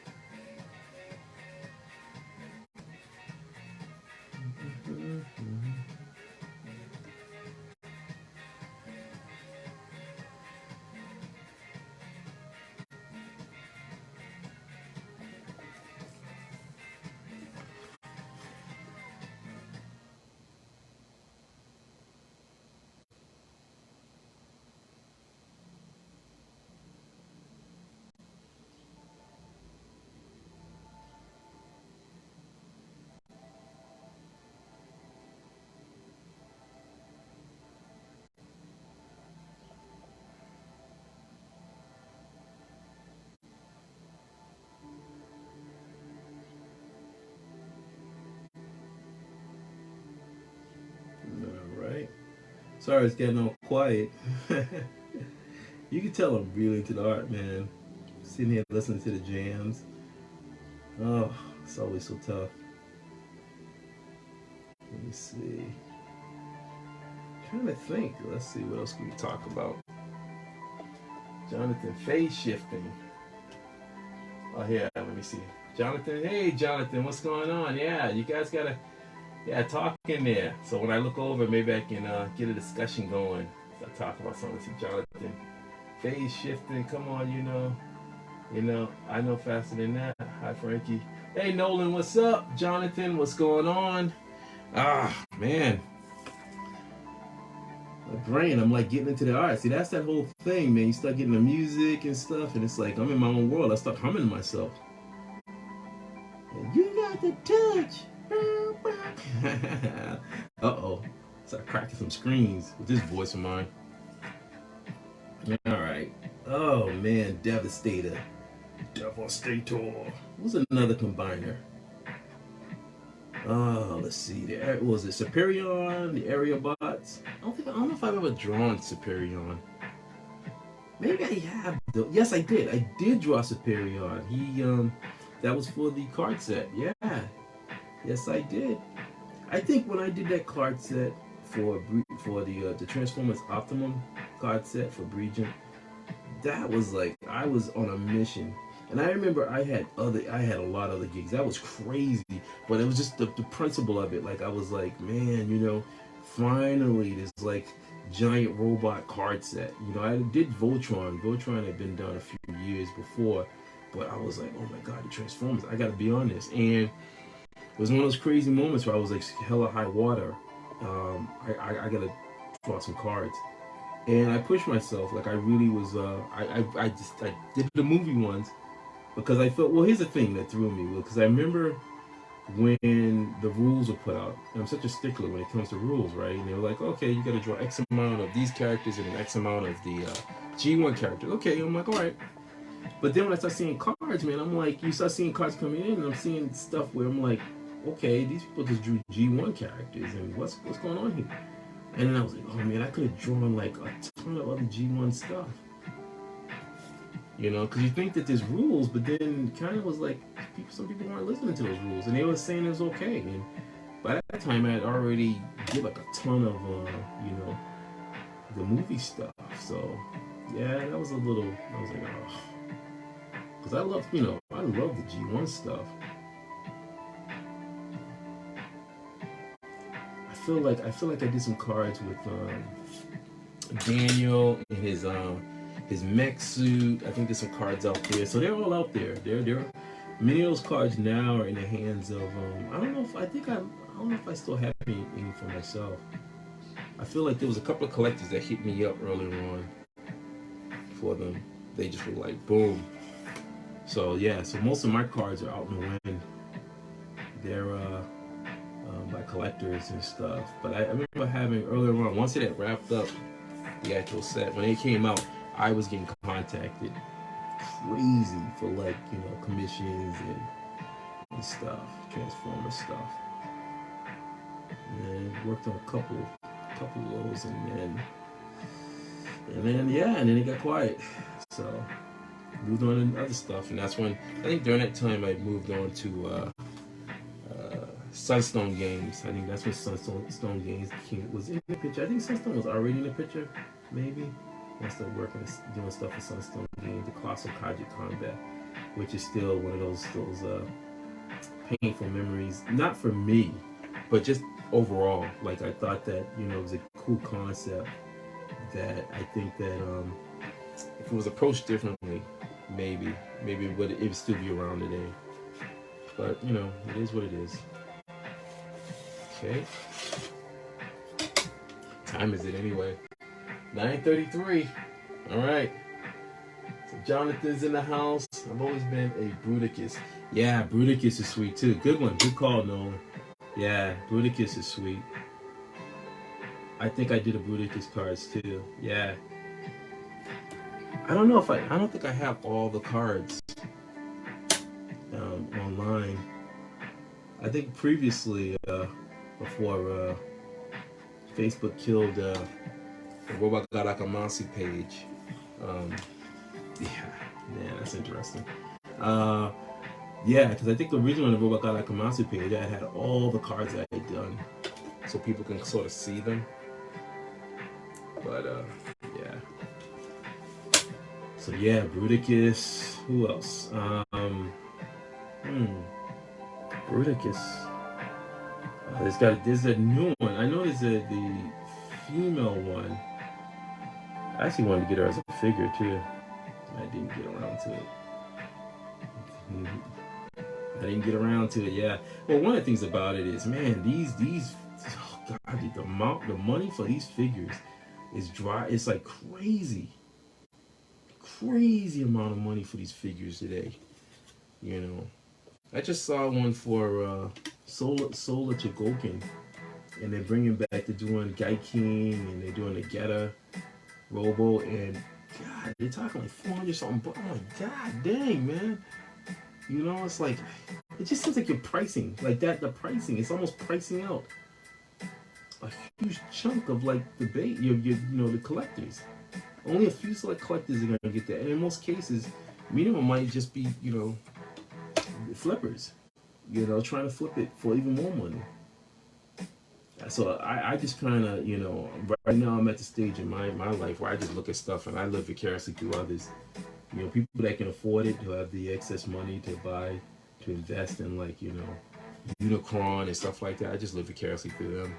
I can't, there's no way. I can't justify spending that amount of money when I got like bills to pay. That's crazy. I just can't do it. I pick my battles now much more carefully. If I really want something, it's not going to be in that range.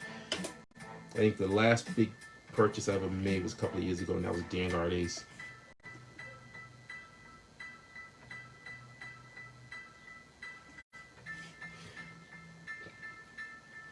Yeah, no, and I don't know, man. I think it's going to be a tough one, just because so many people are just busy. It's a tough one. I told the story a couple of videos ago about my friend Rob Stowe, and back in the day when I lived in Boston, and we would all try to hang out with Rob and stuff, and we go to his house, and because we weren't working in the industry and stuff like that. Rob was working for Marvel and doing stuff like that, and he had pages. I mean, there were pages laying around of like amazing artwork. But we still weren't in that mindset because we weren't working it. We just were like, yo, we want to hang and stuff like that. And then he would just look at us and be like, I can't. He's like, you see that stack of paper over there? I gotta get this done. I got deadlines. And it took me years to understand that. Like, it was like, yeah, I understand it now, because it's like you got deadlines to take care of and stuff. So, as much as I want to hang out and stuff like that, there's still those things where it's like the work gets in the way sometimes. Do I feel optimistic that we'll be able to meet again? Of course. But it's just going to be something where it's just got to be the right time. Especially now that Codgers and Cowboys got picked up by Second Sight Publishing. They've been pumping a lot of new titles coming out and stuff looks good. And the pressure to really be getting that going is just gonna amp up even more. I got like 12 issues ahead of me to have to start working on, and that stuff has to get done. One of the things I've noticed with new artists out there, I try to tell them is that one of the things that you got to be mindful of is your time. You really do. Because the thing about it is that it's the idea of wanting to draw comics is fun. It's a wonderful idea. It's just like anything. Like even if you're musician, sports, whatever, it's fun. It's like in your head you go, man, it's gonna be fun and whatever, and the glamour and everything. But the reality is that in all these things, there's time. There's a thing where these people have put in an exorbitant amount of time to work out or to work on perfect their skills, whatever it is, and that means that's that time spent where they can't play, they can't go out and play. They focused on eyes on the prize, so they got to get stuff done. So the thing is that you got to be really mindful of your time. It's your time, especially when you're talking stuff where it's bringing in like your money, because that's the key thing. I would tell any up and coming artists out there, you really got to be mindful of that. You gotta, if you truly are passionate about comics and you want to draw and you want to do this stuff, then understand that a level of time is going to be needed to really put your stuff out there.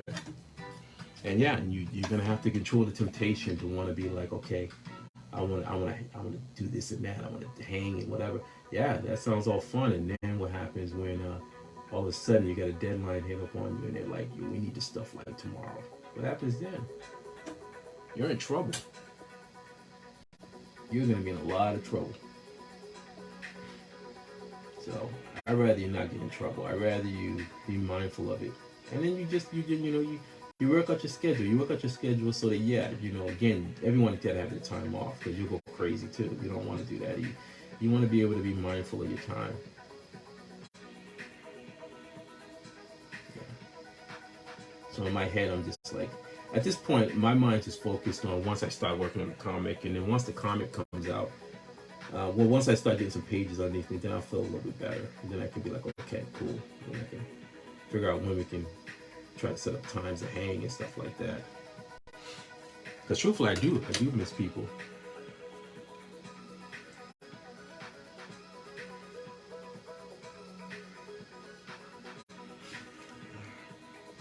All right. But back to combiners. Let's see, combiners. What other combiners out there? Does anyone know? I'm trying to. I know that the Transformers. They had a ton of Transformers like over in Japan too. What were they called? Master Force, I believe. I forgot what combiners were part of Master Force. I actually did a few cards featuring some of those characters just for fun. They were on the. So I think they ended up some people ended up purchasing them though. I put them up years ago and people liked them and purchased them, but I did some characters from Master Force. Because that's me. I mean, my whole thing is that I'm always like, well, what? I want to draw something that's different. When I was working, doing stuff for Upper Deck, immediately I was like, when he was doing the Marvel stuff, I said, I'm going to draw classic characters. I said, there's going to be a dozen Captain Americas.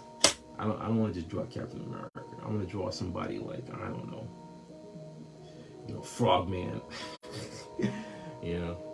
How many people don't remember Frogman? Or who's the other characters? Ultra. I don't even know if people even remember that character. Ultra. Who else? God, there's so many classic characters. There was a character, what was his name? Madcap? I think it was Madcap. And I remember my feeling is that Madcap definitely predates Deadpool. And his abilities are so similar to Deadpool. I believe he's the one. I remember he had like a Harlequin. He dressed almost like a Harlequin. And his abilities were that, what was it? He could, you just couldn't kill him. Like you could cut his body parts off and stuff like that. He'd still be alive. And he was crazy. And yeah, I think his name was Madcap. So check the Marvel Universe on that one. But he definitely predated Deadpool in that sense. I know that Marvel, they killed off a lot of superheroes, well, B-list characters, I guess. B is C-list characters during the, at the bar with no name. And they had that storyline with that character, the Scourge. That's another character. I don't know a lot of people would recognize. I remember that character, Scourge.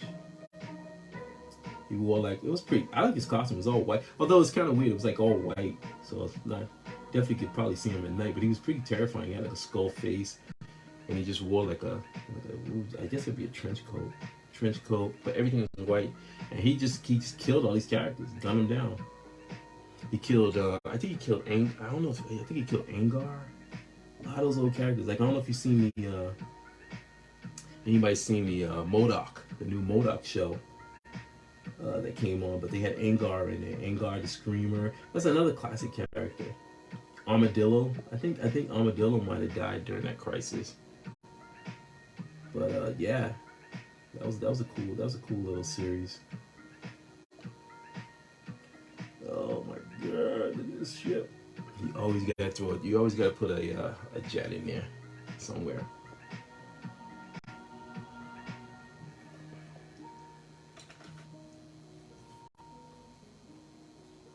Let me see. God, what other combiners? I noticed there's a few other combiners that appeared in G1. Oh, what's his name? Computron. Does anyone remember that character? Computron? I believe he was a combiner. Yeah. I feel like I had some of the parts of Defensor. Not all of them, but some of them. Like, yeah, I remember having, I wish I still had all my Transformer toys. Man, I remember loving, but I always loved the Decepticons. I always thought the Decepticons looked cool. The black and purple. But yeah, Computron. He's definitely a character. Yeah. Okay, here. Let's see.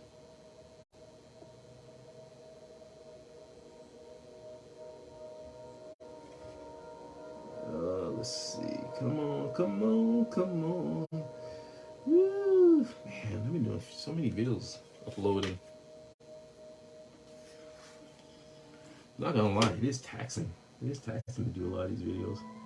Again, I see people that do it, I go, oh man, dude, how do you do that?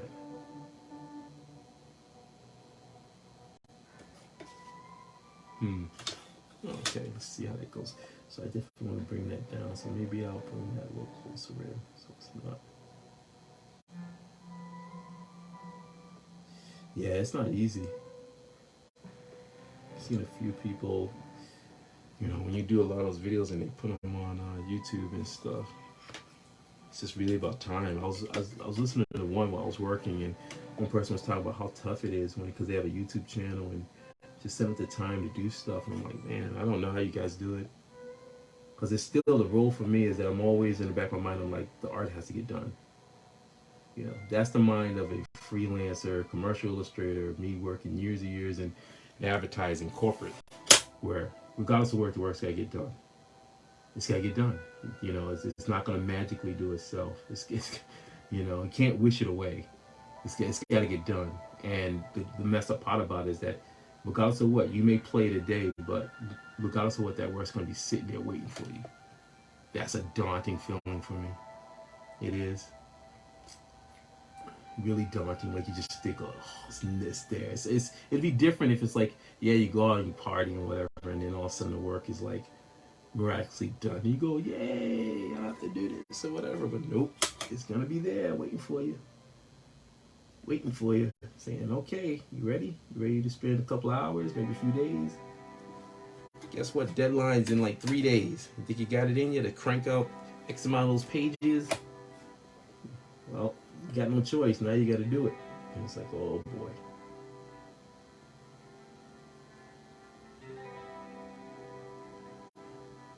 Therein, that is the reality of being a commercial artist.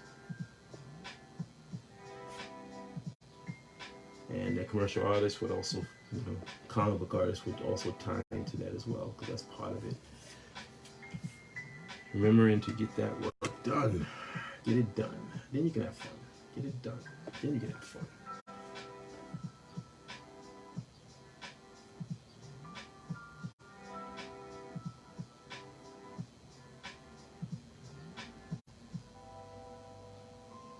Let's see, Computron. I feel like there was a Terra one, not Terra. There were the Terracons too, but I don't think they never merged. I don't think the Terracons merged into any.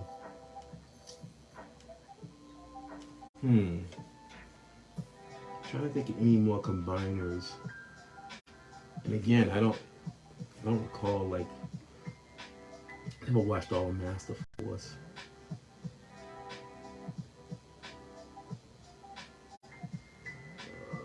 Let's see, deadlines.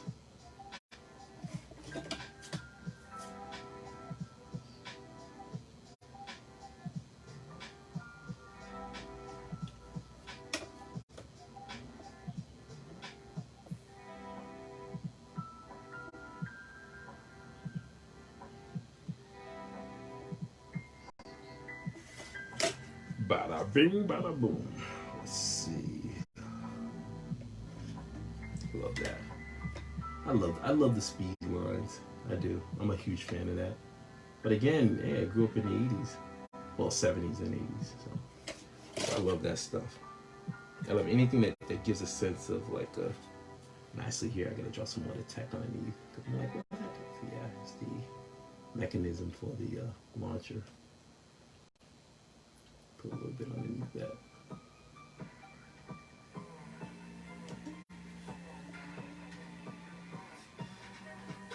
Put a little bit of shadow underneath there.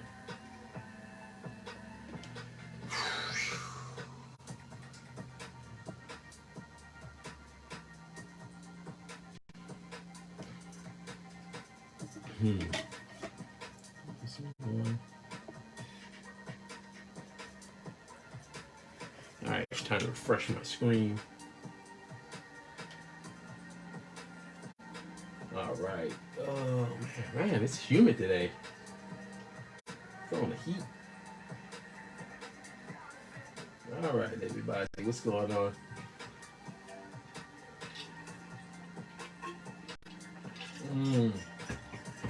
Gotta stay hydrated, right? All right, let's do this.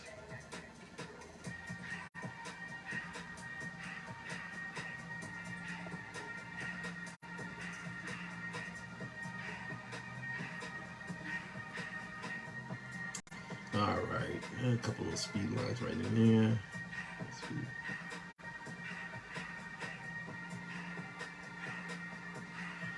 It is. It's kind of trippy to imagine that this is going to be on somebody's wall. Yeah. This is awesome, man.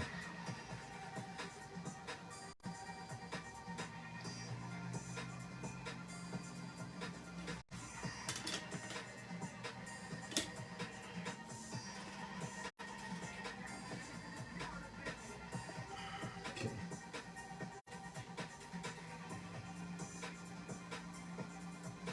And then use a nice little feather effect right here. So I'm going to give a sense of speed. Let me grab that napkin over there. Okay.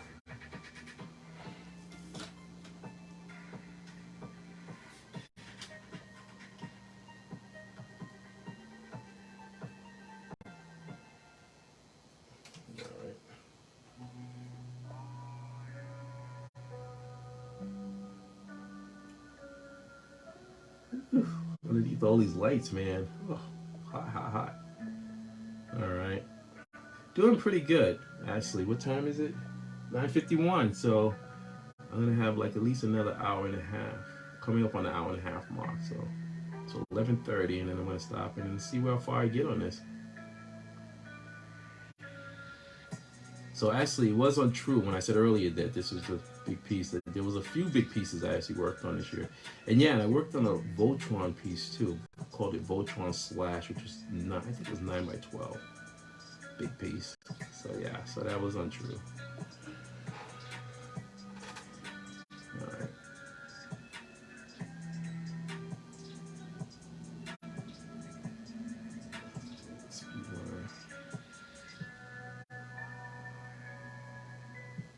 It's a feather effect with the do it a little bit.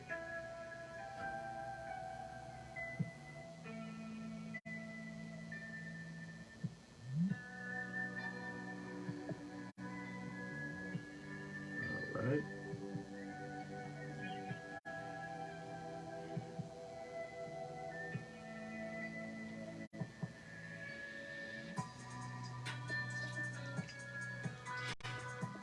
One of the things about it is I was thinking the other day, I said, oh man, this is why I'm so excited about Kajis and Cowboys. It's just the fact that for me, it's I do love the West. I love the the mythology of it and stuff, and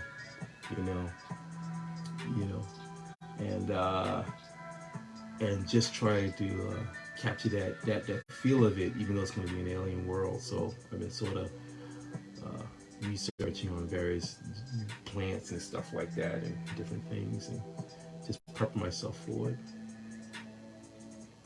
So I wanted to feel like an alien world, but also you get that sense of the West. And again, when you think about the West, it's kind of these massive mesas and things like that. Sometimes strange cacti.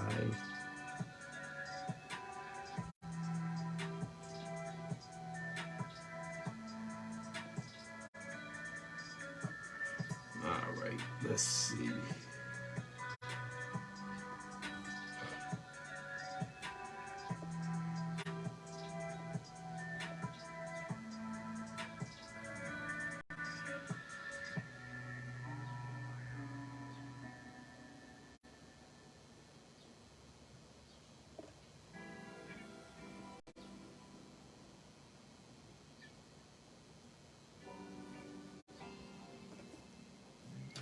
All right, let's see what we got here. Oh man.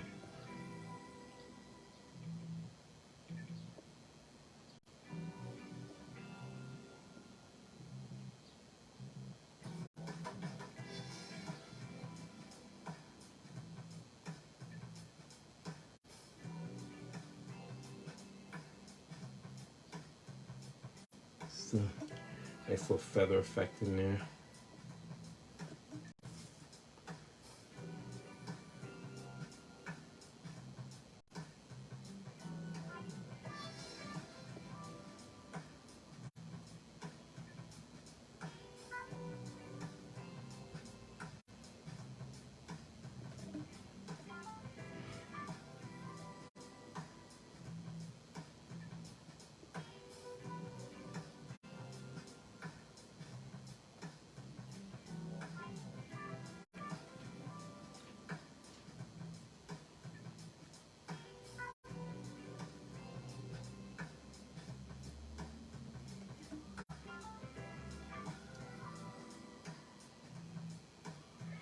All right.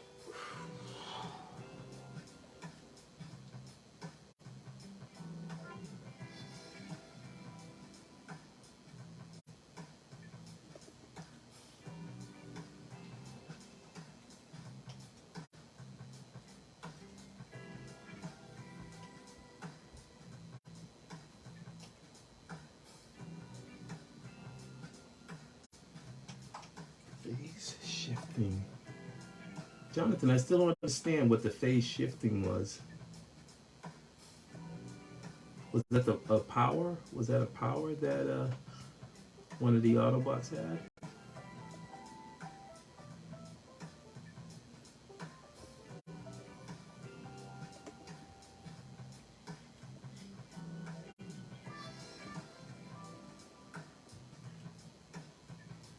The newer characters too are pretty cool. When they did the movie in '86, the '86 movie where yeah, Blur. Like Blur had super speed.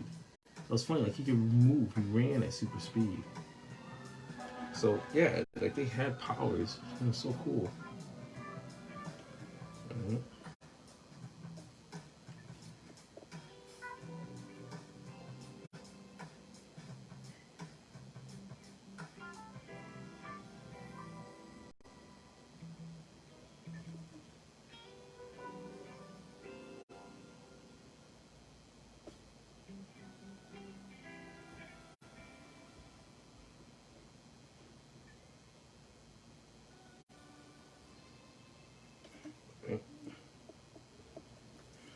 All right. Whew.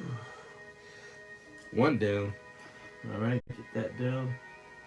Get this massive hand. I'm gonna go really bold with that. Let's see. You know what? I think I'm gonna go with the Pentel brush pen. Start hitting some more bigger spots. See which one this is. Do a little. Get that dread out of there. God, my dreads have gotten so long.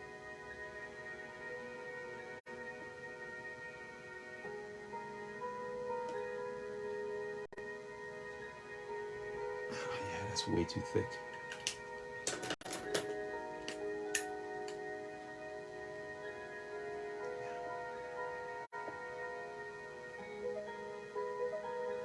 Just feather that around it.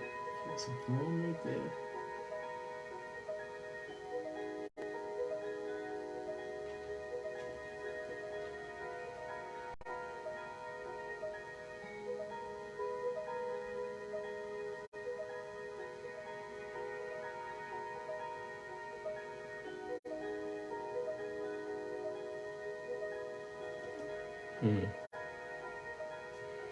Alright. I don't like the way that's looking. Sometimes the weather with the Pentel brush pens, it can act a little fudgy, you know? I don't know if it's the humidity or what, but the thing is that, you know, you gotta know when to recalibrate. So this is what I'm gonna do, recalibrate a little bit. Microns are doing pretty good actually today. I'm really happy how they're functioning. Yeah, it happens, you know. It's all about recalibrating and not allowing it to distract you from, the start. Oh no, I gotta throw this piece away. No, that ain't happening. No, I'm not starting over with this. This is a done deal, So you gotta kind of make it work,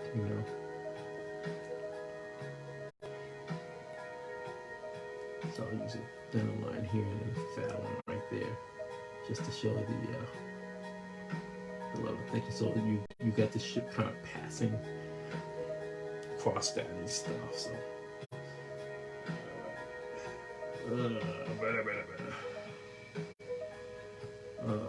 Let's see. Is there good news about that? What was it that I read this week? The new Transformers movie, Beast Wars or something like that. Anyone know about that? You guys hear about that? They're actually going to do the Maximals. Does it sound like that? Like the Maximals? Those are pretty cool. I loved the Beast Wars. I thought Beast Wars was really well done.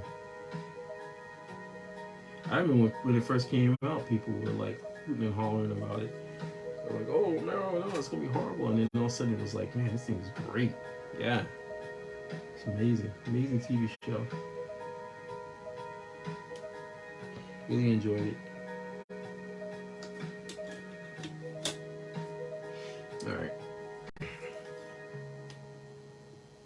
All right, let me just revise again. Hey everybody, what's going on? This is Frankie B, and I'm on the artwork here. And yeah, it's like one of those days where I'm just like, man, I don't think it's been a while since I've done like a huge piece, like a big piece like this. I'm trying to think what else.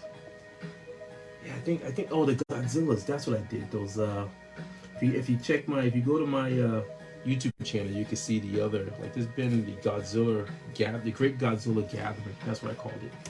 And that was the pretty big live draw that I did. I think that really kind of started, I think I did that last year.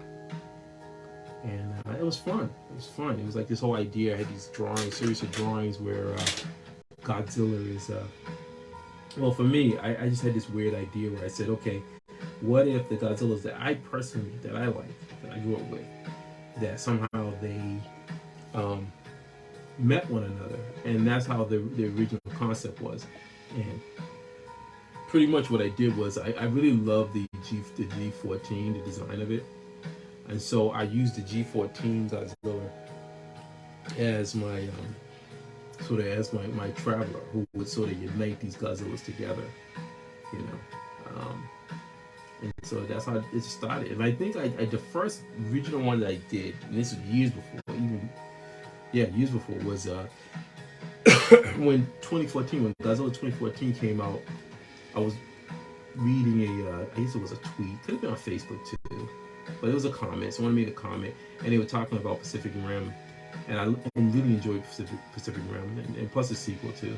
And what happened was they posed the idea of like, what if, is this going to be the start of something where, the legendary universe kind of thing, will Godzilla ever go over that universe? And so I was intrigued by this person's question so much that I decided to do an illustration, and I had Godzilla 2014 meeting up with Gypsy Danger and some other Jaegers, and that piece took me a minute. It took me a while to do.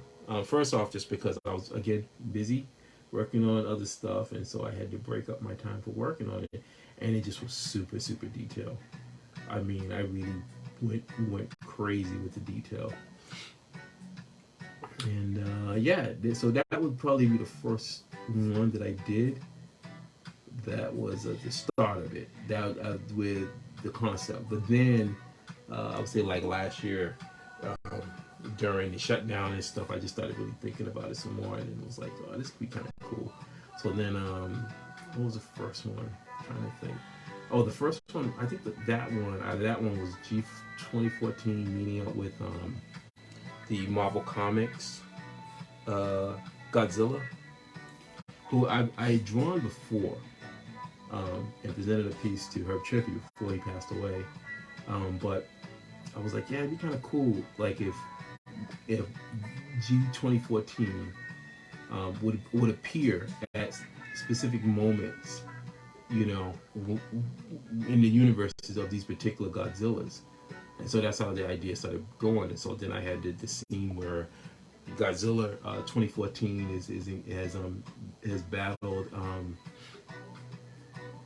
had just battled Yetragar, who was like this Yeti in the story, in the comic book story. But then Red Ronin comes in and you see the shield helicopter carrier. I think it was called Leviathan, sort of hovering in the background. So then Red Ronin has come in to sort of, you know, pretty much try to stop both monsters, but you know, he's about to face off against Godzilla. And then Godzilla, the other thing in it that I added was that Godzilla would be, what's the word?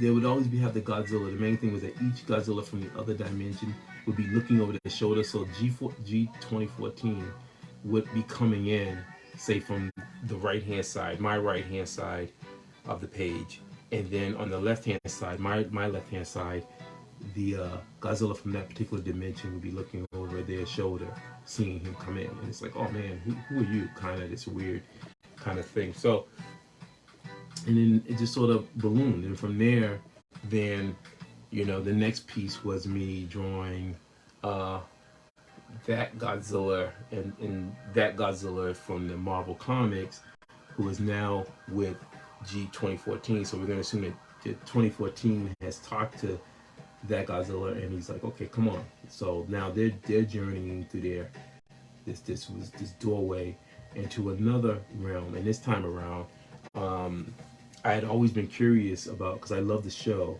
as a kid, was the Hanna-Barbera Godzilla. And that one, I don't think I had never ever drawn that character. So I was intrigued to try to draw the character as a test to myself. And I loved it as a kid. And I said, why have I never drawn this character? So then that was my next piece in that. And then I took the scene that I really enjoyed from the series was the scene when Godzilla is Hanna-Barbera Godzilla is with Godzuki, and they're fighting the Firebird, who reminded me of Rodan, which is so funny because if you watch that scene, it literally mirrors in a certain degree the one from the Kingdom of Monsters, where you see Rodan sort of burst out of the volcano and stuff. So that's kind of like what that scene reminded me from the Hanna-Barbera series, when the Firebird breaks out of the volcano and it's going to destroy a little town below it from the volcano and stuff. The lava and rocks, flying debris. So I did that piece, and again, it's the same thing, same scenario. Them coming up, but this time around, I switched it around, and then I had it from a far off scene. So it's almost like Godzilla, Hanna-Barbera Godzilla is fighting Firebird on the volcano. Godzuki I believe he's in the air, and then way down on the right hand side, you see the town with, the lava's about to approach it. But then further out in the sea, you see Godzilla 2014 with Godzilla from the Marvel comic books, and they're kind of like popping up, and then Hanna-Barbera Godzilla's looking over his shoulder going, who are these guys? So I wanted to keep this sort of theme going.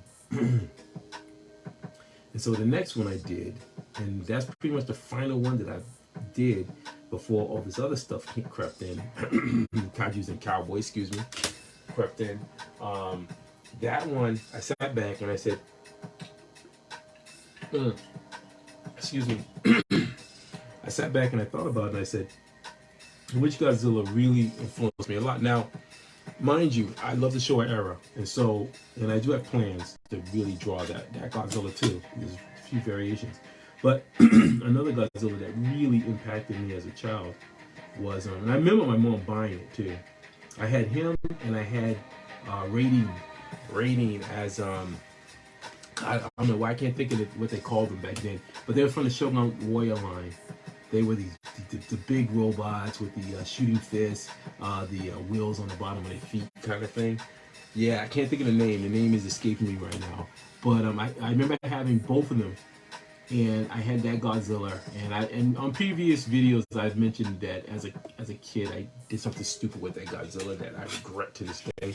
But anyway, with that said, I was really intrigued. I said, man, would it be kind of cool if now they enter that world, that dimension, and what would that dimension look like? And so I imagine that dimension looking like almost like toys. So everything's like cardboards, because cardboards and things like that. So I did that Godzilla, and he's about to face off against Mazinga, Mazinga Z, I think, as a toy though. But this is a toy world, and so that was the final. That was the final one that I worked on, and yeah, and then all of a sudden all this other stuff crept in, and it's kind of, it's always tough. One of the things about it. I know I'm all over the place, but it just brings to mind this wonderful interview that a person did of Alex Ross, and it was really good. It was really insightful. It was one of those things where I was listening to it, and then also I took a moment. I had to take a moment just to sort of just watch it, because someone had asked Alex Ross. They had somebody, a fan or whatever, had wrote a thing, and they said, "Hey, Alex, why don't you create your own stuff?" And he brought up a good point. Like he said something that I never really thought about, but then I said, yeah, that's kind of true. Where he said, the funny part about it is that he's like, I've been freelancing, and mind you, Alex Ross worked in advertising too, like me. He worked for Leo Burnett in Chicago, I believe, and I don't think I ever did any work for Leo Burnett, but I worked for countless other ad agencies. But anyway. So the mindset of a commercial illustrator, especially when we work in advertising, is pretty much what Alex said. Was that he said he felt that when he's not working on something, like being paid to work on it, then he's not driven to want to work on it. He said there's no drive for him to want to create his own thing unless he's being paid for it. Because then if he's paid, then it's more the fact that now it's real. It means that it's work. I have to get it done. And it's kind of true. Like when I think about it, it's like, if it's not considered a job in my mind, then I have a hard time just taking the time to be like, okay, I'm just going to create something spur of the moment. I don't have that anymore. I've been in the industry too long. I've worked too long as a commercial illustrator that is hardwired into my body, into my mind, my psyche. So it's like when I work, even like commissions like this is a job. This is something where I'm like, okay, this person, commissioned me to do this. It's like, and it's fun. This is fun and stuff, but it's still a job. It's like it's got to get done. That's why it's like I look at it serious. It's a serious kind of thing. I don't take any of it very lightly. And so when he said that, it kind of was like, wow, like he literally said what I felt. It is tough. It's tough to try to sit back and say, okay, I'm gonna create something, and then you're sitting there going, yeah, but I also make my living drawing. I mean, working for clients. How do you balance that out? And the even tougher part about it too, if you think about it, is when you're working for a client and it's fun stuff. It's not like you're working on like stuff that's not fun. It's like fun stuff. You're doing stuff like, all kind of crazy stuff, whatever. You're working on a brand or something, and it's really fun stuff. It's like, what do? How do you have that energy to be like, okay, I'm gonna not, and plus you're getting paid. You're getting paid for this, which is a great plus. You're getting paid for it.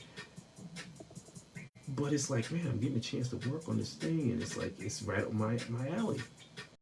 So those are the things that can sort of sidetrack somebody from doing their own thing, because you're already working on something cool. You have no complaints. You're just like, hey, this is like the ideal thing. I'm getting paid to do something that I really love. I think many artists are like that, especially the ones who are pros that are actually out there and they're on the grind and stuff like that. They get the chance to work on something that is fun, but they're also being compensated for it. And how are they gonna have room to try to say, okay, now I'm gonna take all that energy that I have here and then try to do my own thing? I don't know. I'm not saying it's impossible, but I'm just saying that it's pretty tough.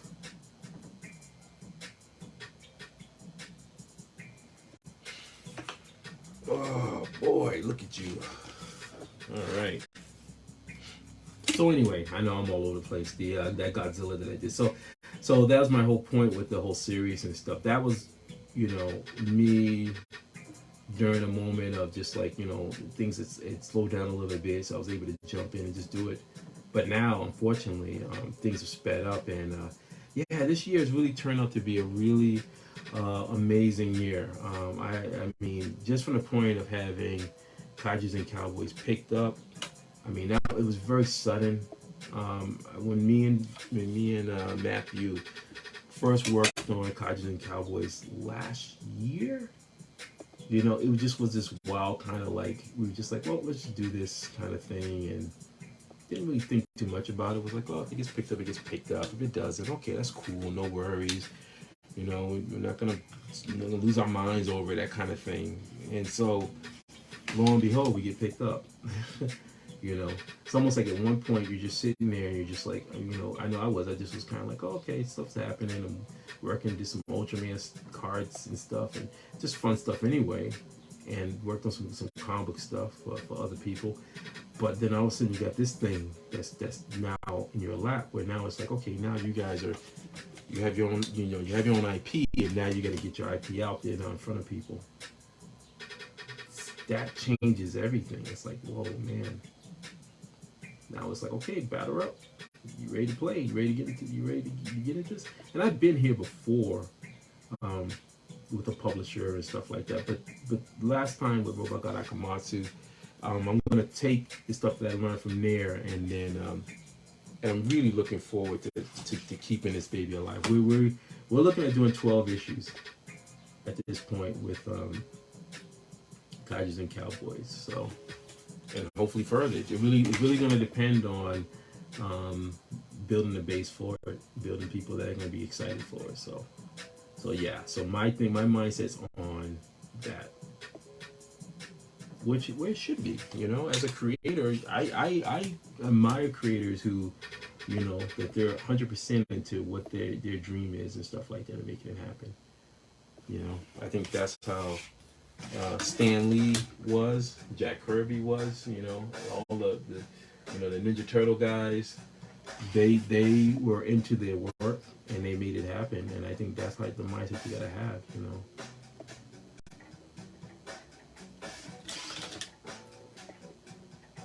All right.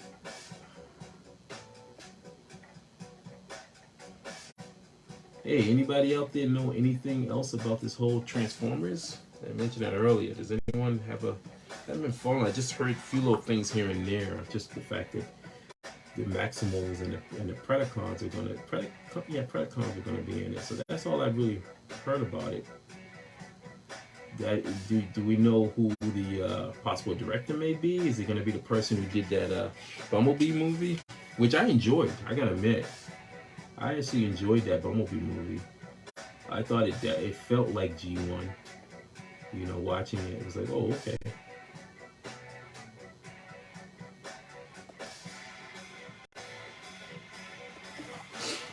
Whoa. All right, I got a lot of black in here. I gotta start coloring this in. All right, time to bring the brush out.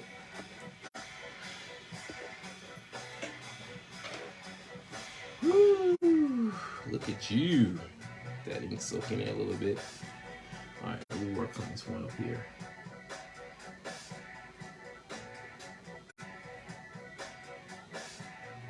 I wonder if pencilers still do the X marks and stuff. Maybe some still do. I remember that was a whole big thing. Like if they didn't want to come in and pencil up the whole, like the show black, they just put like the X down. That was always fun. I used to do that stuff too. I've had only a few people. Well, actually, one person I think ever inked my work, like for an actual comic book. Yeah, I think it was Bill Renfro. Bill, it's funny. I still got those. I got those pages, and man, the ink, whatever you use, man, whew, that was some black ink. It is solid. Yeah, that's when I used to draw at the full 11 by 17 or 10 by 15 size. Yeah, I don't do that anymore. I don't draw at that size anymore. I draw much smaller. But yeah, I worked on a comic book called Brothers in Arms, and Yeah, I don't know if many people really even remember that. Maybe people from Massachusetts, maybe might. Yeah, Bill Renfro, he did a tremendous inking job. I definitely was somebody who I love utilizing a lot of dark space, negative.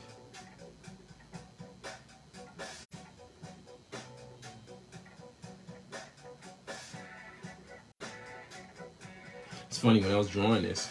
Uh, Originally, this was all shadow, and then I sat there and I thought, and I said, I have to purposely draw something that shows that there's a connection and his limbs, and that's one of those things too, where you kind of, you try to imagine what the animators must have, had to do when they presented with these figures, these toys, and then they had to make it work as an animation. So you got to think about certain things to be like in there, and I sort of was like, okay, it just makes sense. And that was a last minute thing, addition. I just said, well, I'm gonna put some kind of connectors in there because he just needs it. He needs to have something that's connecting that arm to his body. Now it may not be what the like the show and stuff like that, but I'm gonna put it in there. Yeah, but it's funny like looking at the Double Dinosaur and stuff. Looking at it, oh my God, Jack Kirby's artwork. Oh. His way on handling like dinosaurs, man, just so much energy. It was so his. Like he made it his own, and that's what my mindset is. Like I'm not trying to copy if I was to draw a dinosaur.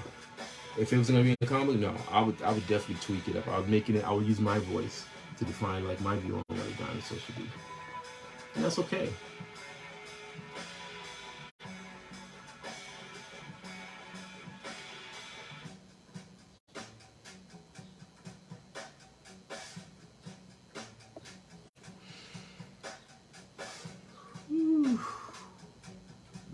Alright. Devastator. God, that scene from the animated movie, man, when they're fighting the Decepticons, man, and they're in that bunker, and all of a sudden they're like, call him Devastator, and boy, man, oh my God, that scene, his voice, man, he just is terrifying, and he's just like punching, and then the Dinobots come in. Great movie, man. Really great movie. It's pure enjoyment, but also you get all this great storytelling and stuff. I think that's what I'm talking about. Like it should be a sense of, like we get a level of, the message, what you want to get in your story, but also you gotta understand that this is about entertainment, exciting people, so that when they watch it, they go, oh, okay, all right. I've always said that I don't want to create something that's so difficult that you feel like you got to get a textbook out, start trying to figure out things. That seems so difficult to me. It's almost like, yep, you're gonna have to get a college degree in physics to understand what I'm trying to put here on the screen. It's like, why would somebody want to pay to see that? I don't know. I know I wouldn't. Even like a movie like take Blade Runner, and there was many times where I used to fall asleep. I don't know why. I would fall asleep on. Most times I would watch it, and it'd be at nighttime, and then all of a sudden I would fall asleep on it. But it wasn't because Blade Runner was bad. It wasn't bad. It just was for some reason I would do it, and then finally I got over that, and I just watched it. Just started watching it and stuff. And Blade Runner is an amazing movie, but in saying that, it's definitely not. It's definitely not like Alien. It's definitely not like Terminator. It's its own kind of thing. You really gotta go into Blade Runner with a sense of like, okay, all right, and you gotta know that when you're going in. I like to say the first Matrix. To me, the first Matrix is a very heady kind of movie. A lot of techno stuff in there and whatever, but it had a great balance of like excitement and stuff like that. Like it stimulated the whole mind. consciously there was a lot of important messaging going on and stuff like that that they were putting out there. But also it was just the fact that they were like, okay, yeah, and then yeah, these dudes dodging bullets and he's bending his body in weird ways. You know, those are the kind of things that really, you know, it was entertaining. That's entertainment. And I think that, I don't know, I'm always wondering, like, when people are trying, what are they trying to do? Like, I would love to be a fly on the room in there and be like, well, do you still understand that this is supposed to be an animated film, right? It's supposed to be entertainment, right? I'm not saying it has to be mindless entertainment, but I still feel like to some degree it still has to be entertaining. Some people like to get to be entertained. You don't want people to feel like they're watching you know, something that's, you know, they can get tested later on. They're like, oh god, because I mean, college, you know, it is what it is. You know, you're either gonna be, or you're gonna be somebody sleeping during the course. I don't want to sleep through it, right? I don't know. So I don't know. I want to do artwork and stuff that's entertaining. I remember watching an interview. I think it was a 60 Minutes interview with about Charles Schultz before he passed away and stuff. It was really good, man. It was really good. And yeah, it brought tears to my eyes when I was watching it, because it was one of those things where the person was interviewing him and they asked him, they said, well, you know, all these scholars and all these people, you know, they talk about the, you know, what they think the peanuts mean and all this stuff. And he just laughed. He had this laugh on this. He looked at it and he just said, I don't know. He's like, I just drew it. I didn't. He said, I never really thought too deep about it. Now I don't know if he was just saying it, but it was so profound the way he said that. Like I was like, yeah, man. He's sitting there trying to wonder whether or not it's going to be all this profound stuff. It's the peanuts, man. When I think about the peanuts, there's other stuff subliminally in there, I think. But also I look at it and I enjoy it. Like Snoopy and Charlie Brown and all that stuff. You know. Is it Mark? Mark Labas? Hey, Mark, how you doing, buddy? How you doing? Love you. I gotta admit, man, your sketch cards, man, your technique is really on point, man. Really good. I like it. Glad to see you. Glad to see you doing stuff, man. That I loved when you post the those layouts for the Ultraman cards, man. Definitely, people got to check out his work. So I hope I'm saying it right, Mark Labas. But definitely, people got to check him out because his work's really, really good. And I like the fact that he posted his work where he was showing the process of it, which I wish more artists would do that. I really do. I think there's a lot of artists out there who show a lot of their finished artwork, and that's fine and dandy. But I think that showing finished artwork sometimes can I don't know. I think it gives newer artists this false sense that, you know, that they got to try hard to try to do finish. Like there's no process before that. They just go, well, I just want. Why isn't the art coming out like the way this person did it? Why is it? And then they get really, you know, it builds this weird anxiety about it. And the thing about it is that we all have to go through a process, like you see right here, me. Maybe one day I'll do a live one where I think I did one when I was penciling, but it's a process. It is a process. Maybe I'll even do one when I'm thumbnailing, because that's a process too, my thumbnails. But yeah, I think it's good because they need to see. Because I want to see a lot of young artists who are out there and push themselves with their skill set, try to find their voice, but also understand that you gotta work at this. You know, don't try to get to the finish line. It's not all about trying to get to the finish line before you even started running. You know, it's like the process. The whole marathon is about where the lessons to learn, and it's a marathon. You know, to get to that finish line.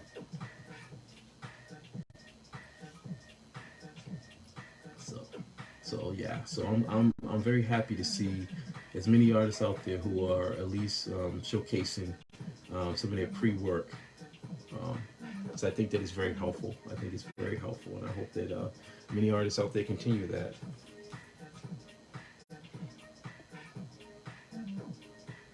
I think that is very important. Very Very important.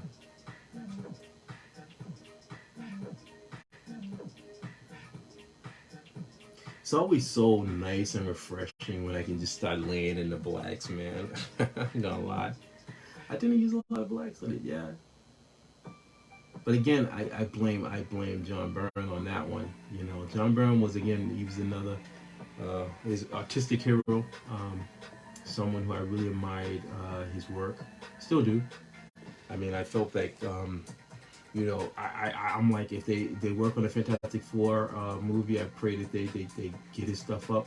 Kirby's too, but I always felt that John Byrne was almost like a it's almost like he was almost in that other level, like the evolution of Kirby, if he was like in the 80s in a certain degree, you know. Like Kirby had his own stuff, but I think that, in my opinion, my humble opinion, I think that John Byrne was almost an evolution up from it, because his style definitely carried a lot of that Kirby kind of stuff. Like he did a lot of bizarre things and characters, but boy, man, there was such an energy to his work. Like man, you see him if you show a character punch something, they're demolishing it. You know, when he would show, like, I just keep thinking of the thing sitting in the back of a cabin, and just the weight of the thing.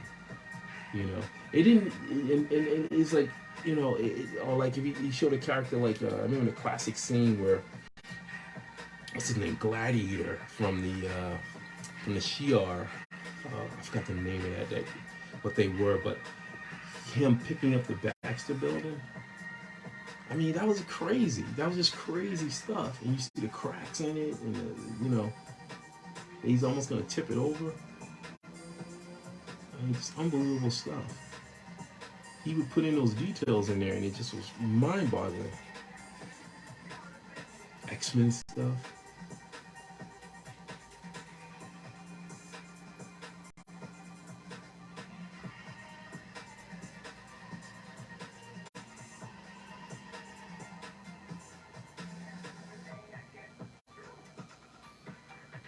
All right.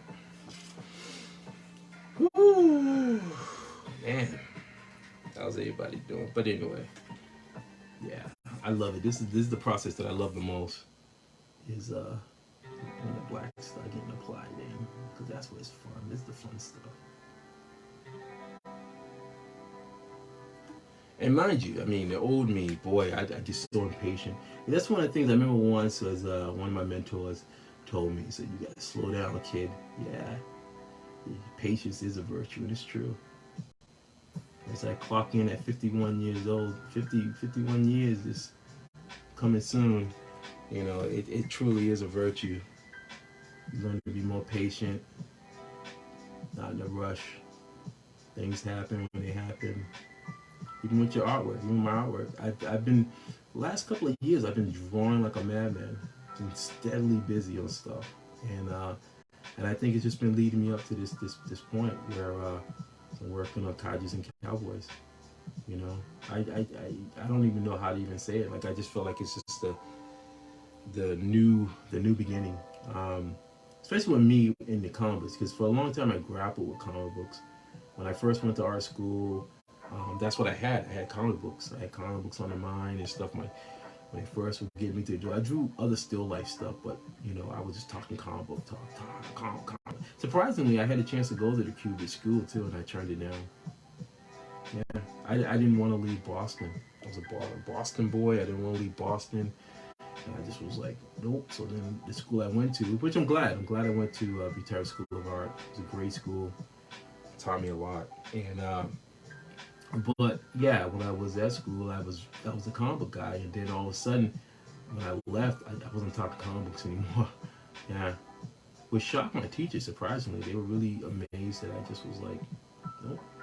And off and on, I've had like a love-hate relationship with comic books. And I think many times with comic books, it came down to, you know, when I started working in advertising, and I saw how, you know, what the pay was and stuff like that, and how you know you're treated as an artist. It all that stuff factored in there, and I just was like, why would I put myself through it? You know, and that would be the thing going through my mind. Why would I put myself through that? You know, I'm making X amount here and doing less work than what it would take to do comic books, clearly. And so that would kill a lot of my passion. But then the itch would come back, and I'd be like, man, I want to work on something comic book. And then occasionally small little projects would come in, and I would just jump on them.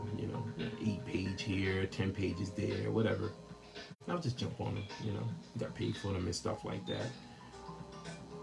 But yeah, so definitely, yeah, I've always had a real love-hate thing with it. And then finally, yeah, I would say, the last couple of years, I've been doing a lot more comic book stuff, and it's been really good.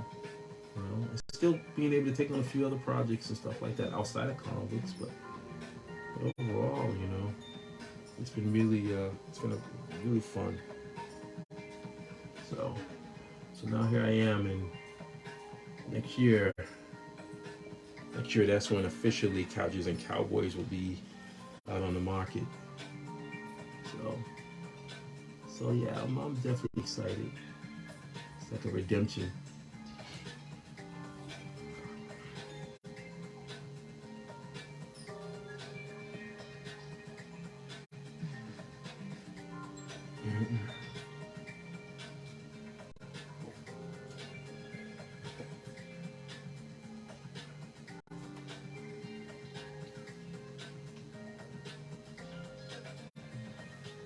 I love the fact that I just looked up real quick, but in a fan theory, but it makes sense. It is, yeah, Jonathan and Nolan talking. Oh yeah, Jonathan's a hardcore Transformer fan.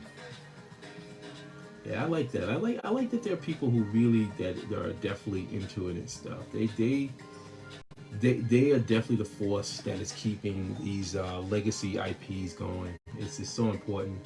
There's a balance to it,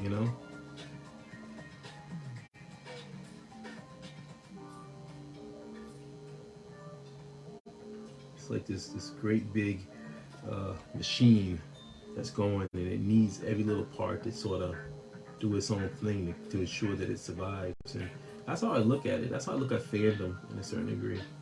It needs every little piece to sort of keep functioning.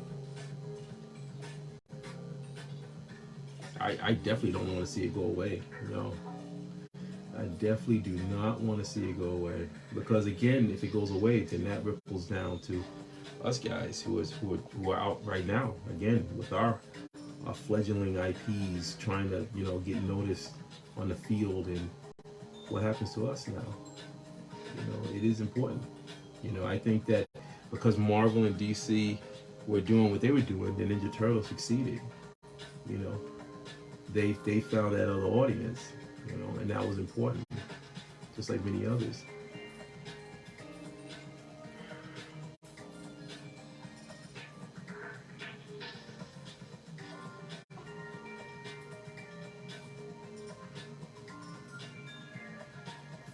All right.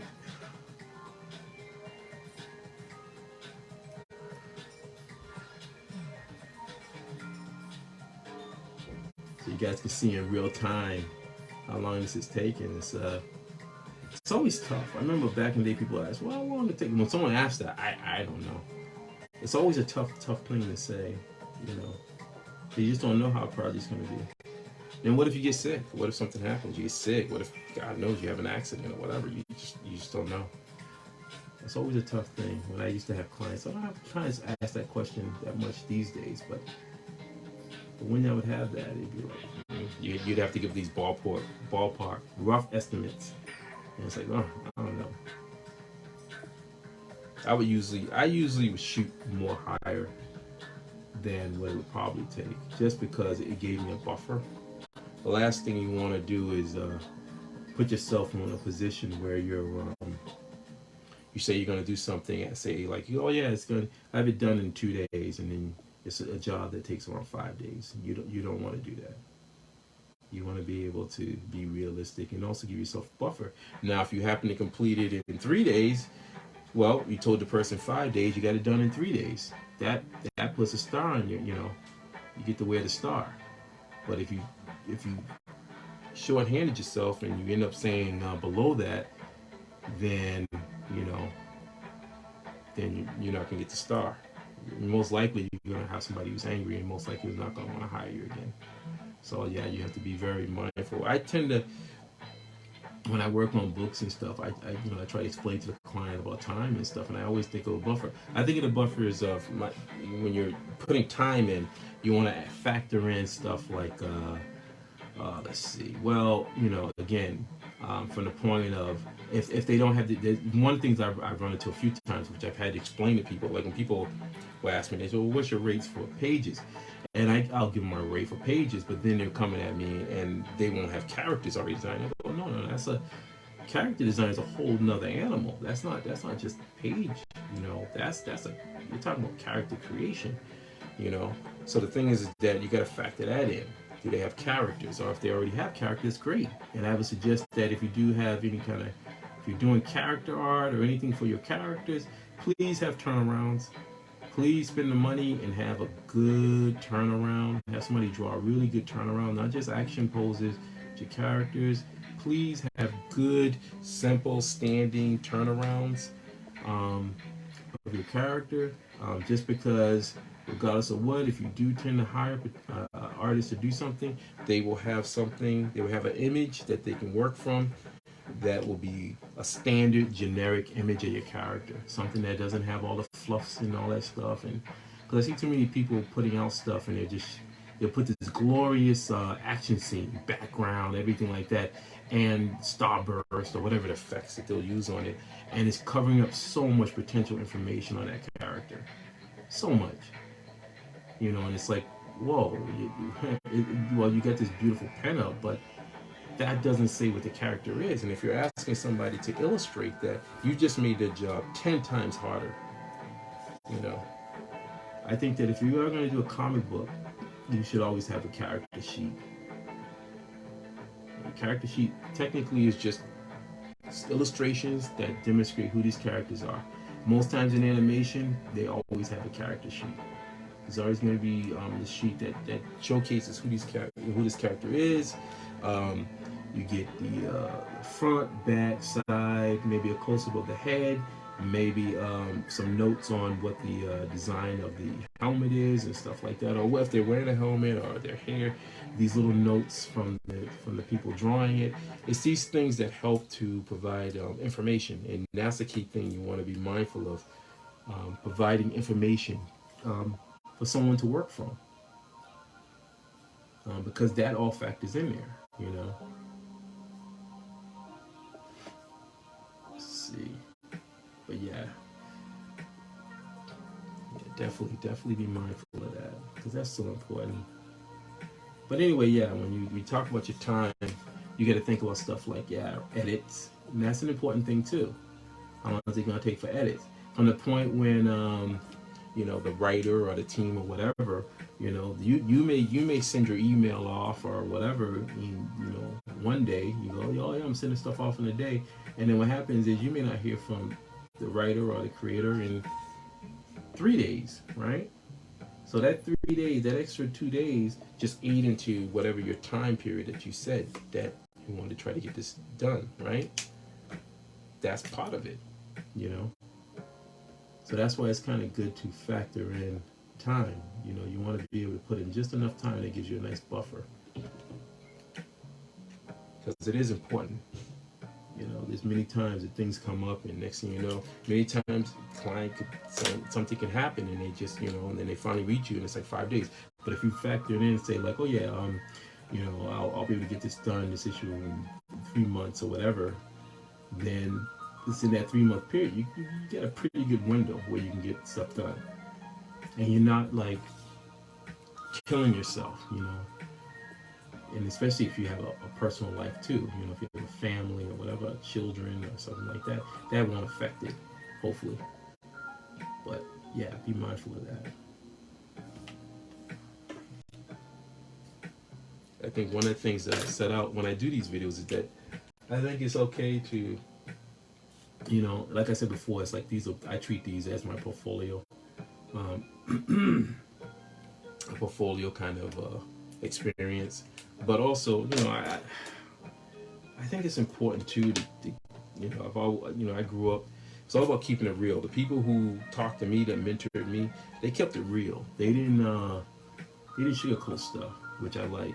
They didn't sit there and worried about my feelings or whether or not I was gonna ball down and cry or anything like that. If I started crying and bawling and stuff like that, then I would have told them that I wasn't ready. I wasn't ready for the next level. It would have just been like, well, you're out of here, son. You ain't ready. But I didn't. I sort of just took it in stride, and I said, okay, so I gotta adapt. One of the major things I learned to be much more quieter and just listen to that experience, listen to all that wonderful stuff that they're dropping, all that knowledge that they're just dropping about stuff that you don't even learn in school. You learn on the fly right here while you're you're in the trenches.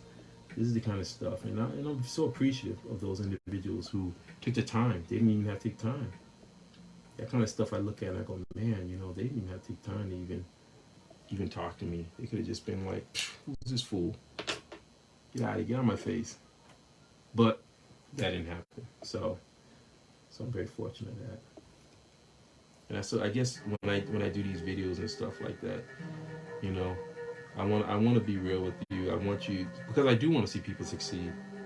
I think that's the thing. I've always wanted to see. I'm again one of those kind of people when they used to have a viable artist alley.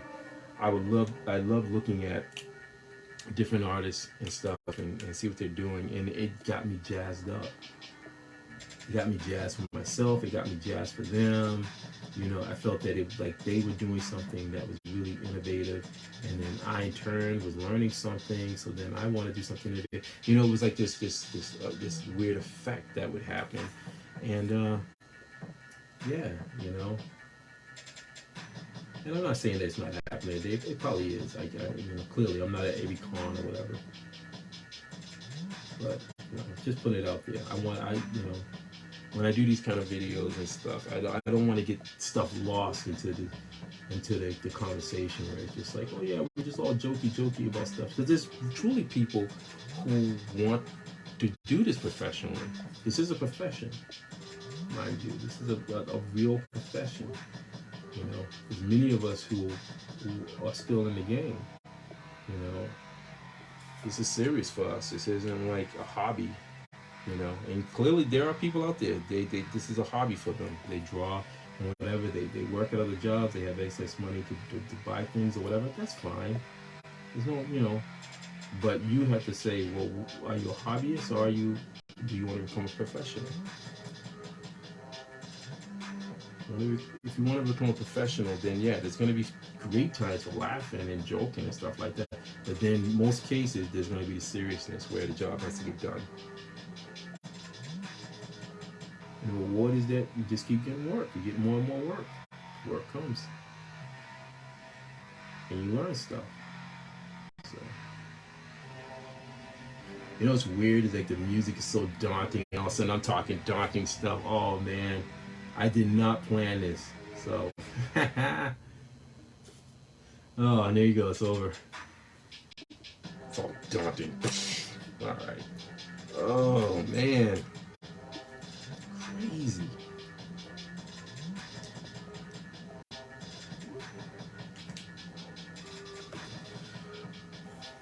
Wow, look at that. I think I'm gonna go back here and start working on this house.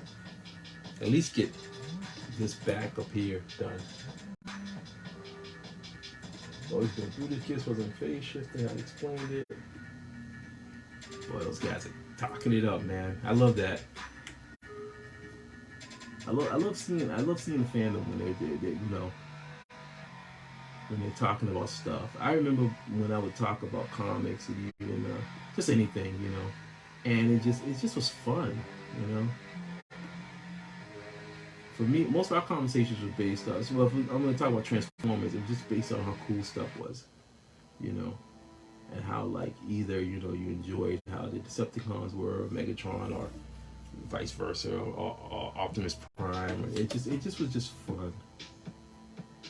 Those are the memories I remember. Yeah, man, that character is so cool, man. I want to get that character. You see what he turned into, man? Yep.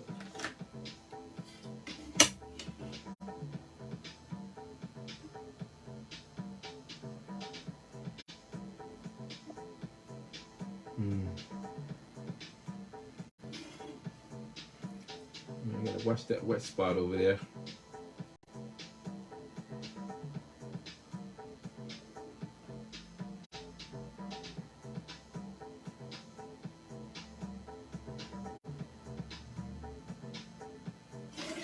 It would be nice though, man, if they could capture the, you know, say like the combiners, but fighting like the level of like Godzilla and King Kong. Oh, that'd be trippy, man. You all of a sudden just see these robots and they just get big, you know.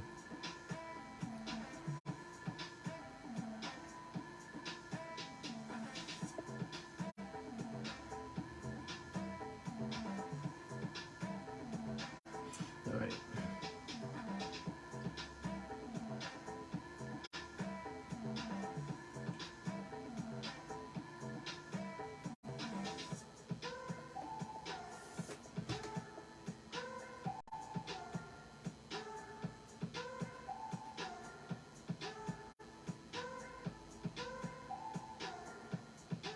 Make it a little bit more wavery. It's breaking the glass.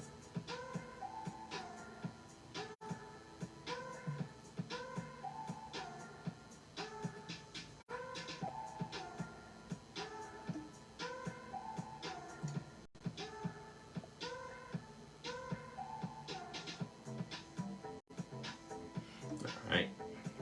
How's everybody doing out there? I know it's suddenly I'm getting all quiet. I don't know what else to try to figure out. I'm like, oh man, I pretty much said I said a lot of stuff today.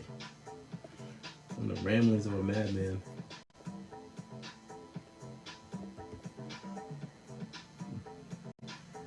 Alright. Is there any kind of new shows that you've been watching and stuff? Characters or certain robots you like?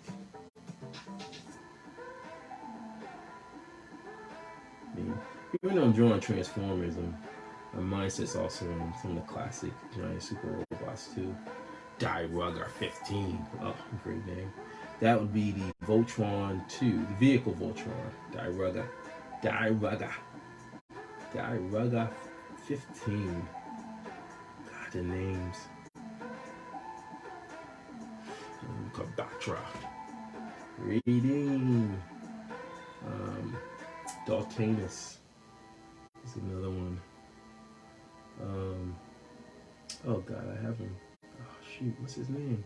Can't think of it. He's like an elephant, an eagle, and I think it was a liger and a wolf, I think. Oh shoot, what's his name? I can't think of his name. Does anyone out there know? Japanese super robot combiners.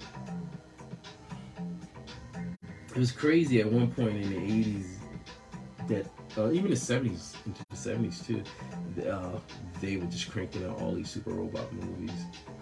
I mean, shows, excuse me. And they were like, all toy driven too. That's amazing. Because back then it was crazy. That's what they would do. That was almost mandatory. Like, if you were gonna have a new toy line, you put like you would have an animated thing. I think that's what Ninja Turtles were. I wonder why they stopped doing that.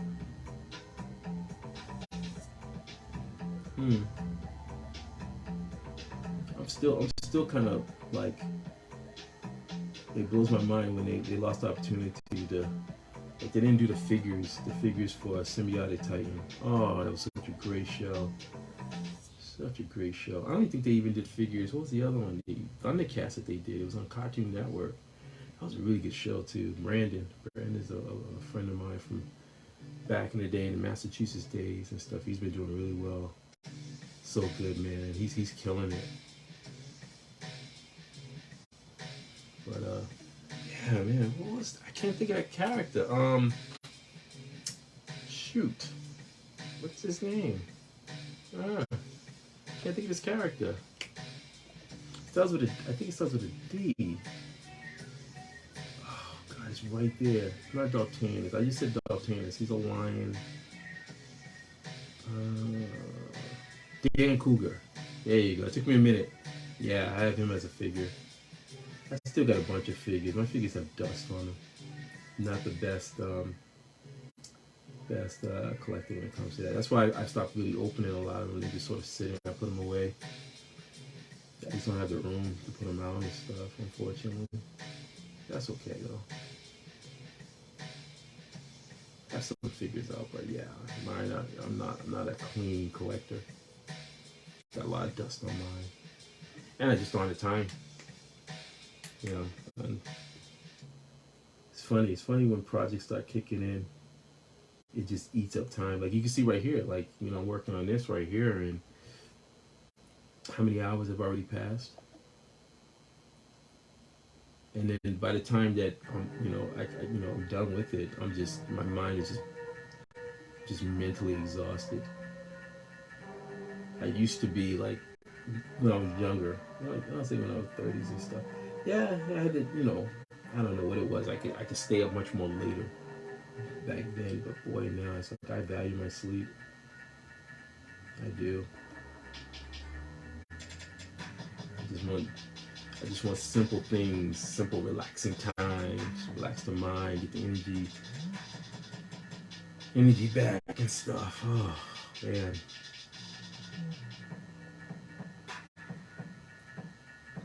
A lot of debris. Yeah.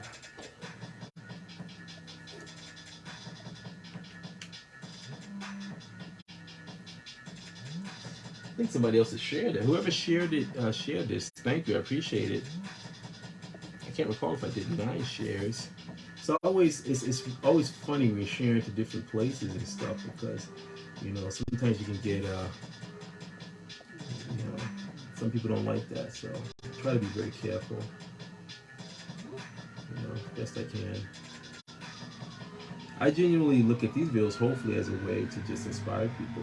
Maybe somebody comes along and they see this and they go, okay, I want to draw. Or if they're already drawing, if you're already drawing but you're on the fence about just putting your work out and stuff. That's the only reason why I kind of do these.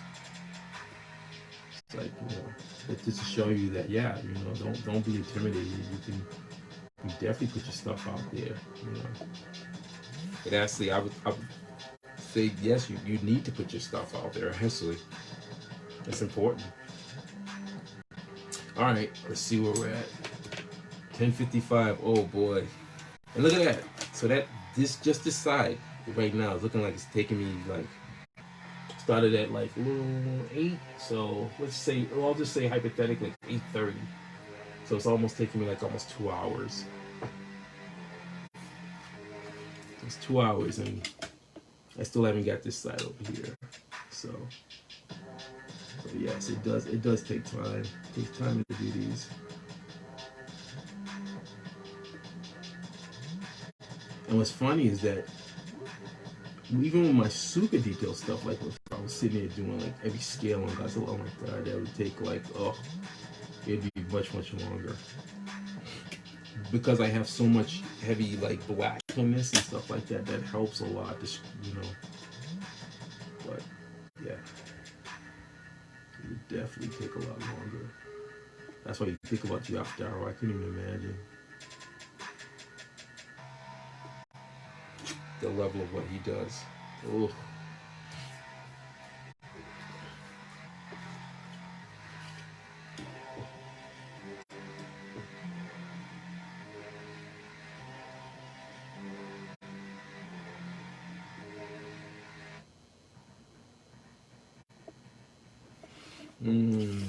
All right.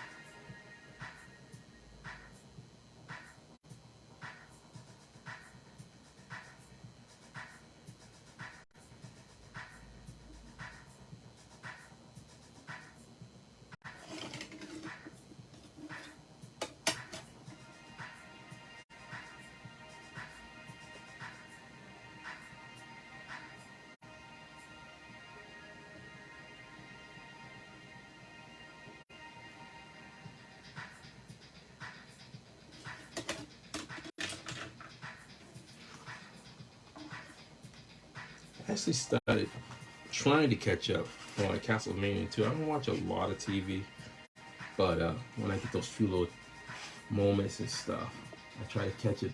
I catch some stuff, some programs and stuff, and I was watching a little bit of Castlevania, as well as another one too. So it's like what I've been doing is I'll start one and then kind of just go back to it every so often. So there was another one called Tres.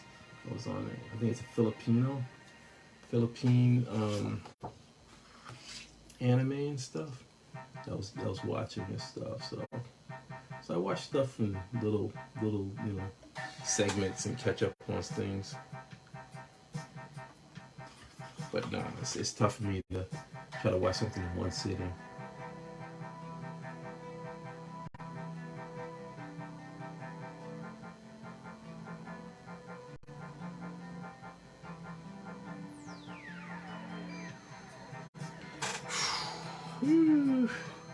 Let's see what we got here. And you know, on the G1 stuff too, another thing I love the banter between Megatron and Starscream. I thought it was some of the most amazing writing. Oh, I felt like in that show, man, the way they just made the transform. Oh my, the way they talked to one another and how they found great terms.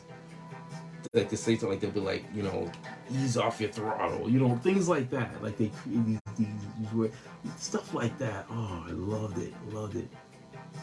Man, you watch that and it's like, wow. It really shaped a lot of these characters.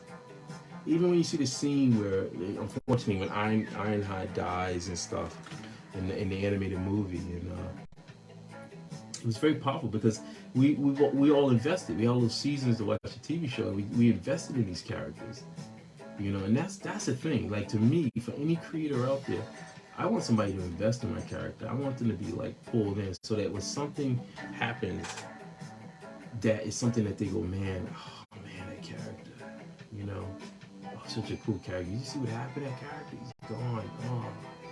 And yeah, you want to have some kind of emotional kind of feeling toward that. You don't want to be someone where you're just staring at the screen going, who is this character? Who is this person?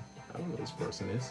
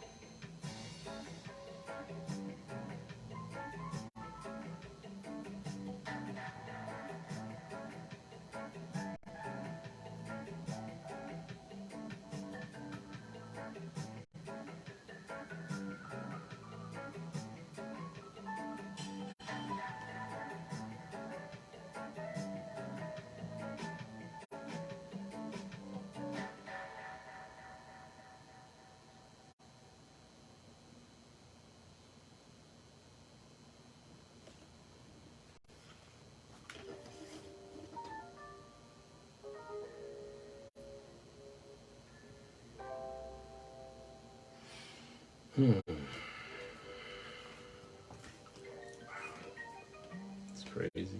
I got some wet spots right there. I gotta be careful of that. Oof. Just one of the things about it is I like adding some of these. A little bit of, just to mess it up a little bit, dirty it up. That's what I call dirtying up a little bit,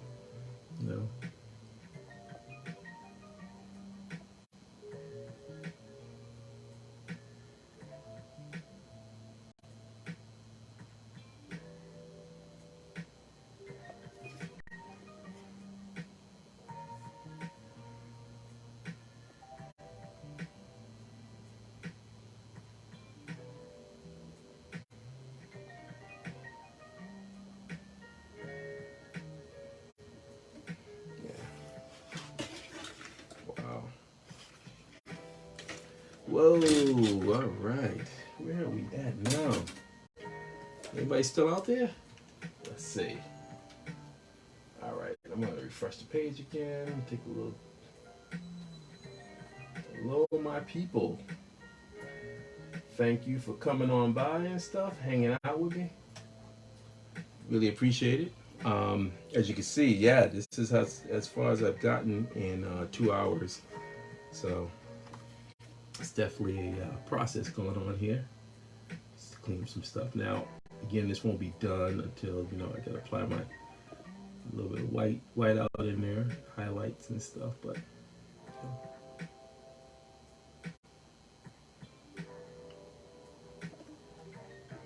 all right, but not too bad, huh? Got a lot done. Let me get his other hand. Oh yeah, I gotta get some of these cracks in his chest. Okay, so I got this wet spot right here, so let me be mindful of that. Oh, it could be so, like, you know, what's this? It's like a little piece back there. That looks weird. I'm gonna put that in black. I don't think you really put some of these things where you kind of muddy it up a little bit, like this.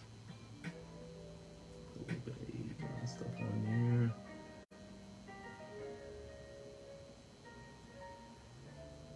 Okay, that was right there. Cross hatching.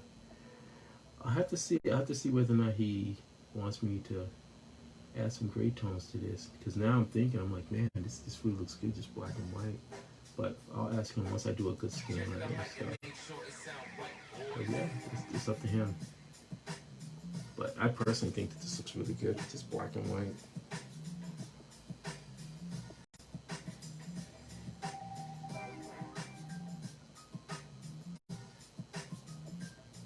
We'll see. If he wants gray tones on it, gray tones will be on it.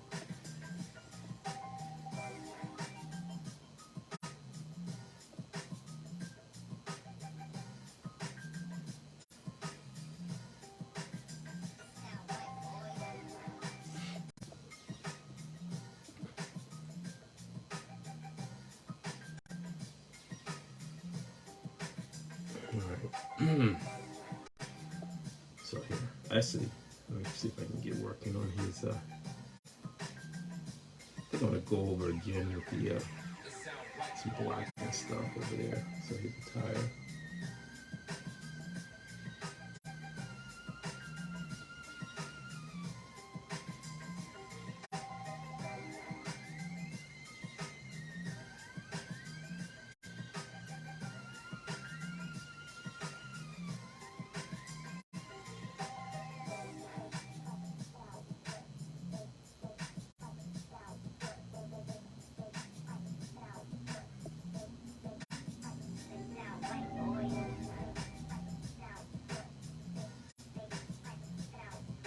All right, let's see what we got here.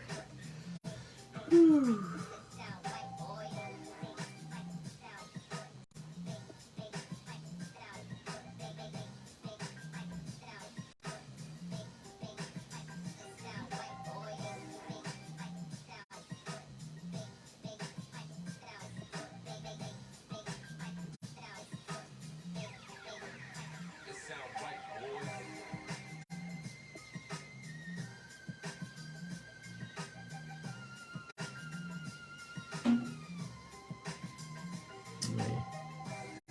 Got some noise from outside. Sorry about that.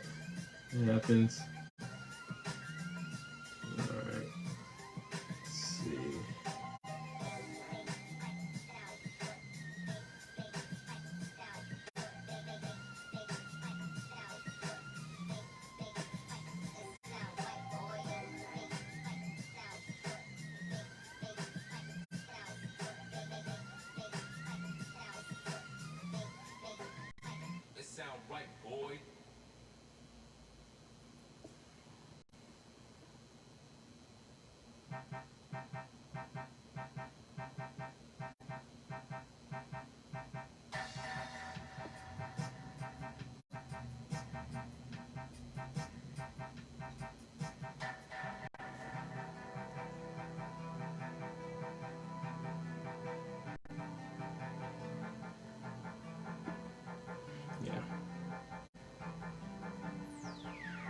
So I see this as Defensor's leg. So much stuff going on here, but you have Devastator's arm right here, and then Defensor's legs moving up in there. So he's going into that punch. He's just running right into it. And so you got a lot of I had this idea where you just see all this debris and stuff like that. These guys are just tearing up into the city and stuff. So you technically got tons of just debris and different things. I'll throw some small little automobiles in it too. Play around with that.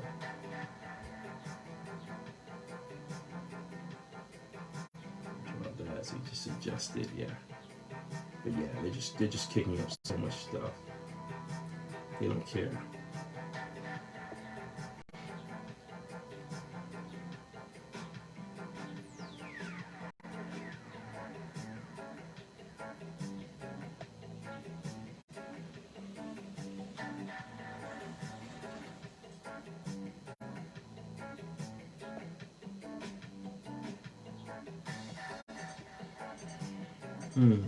All right. Let's see what we got. Let's put a little bit more debris in there.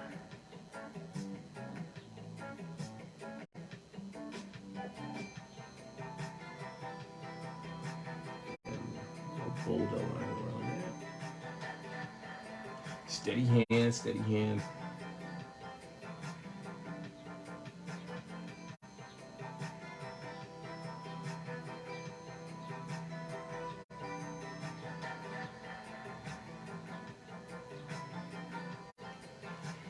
Little hints of vehicles and stuff like that.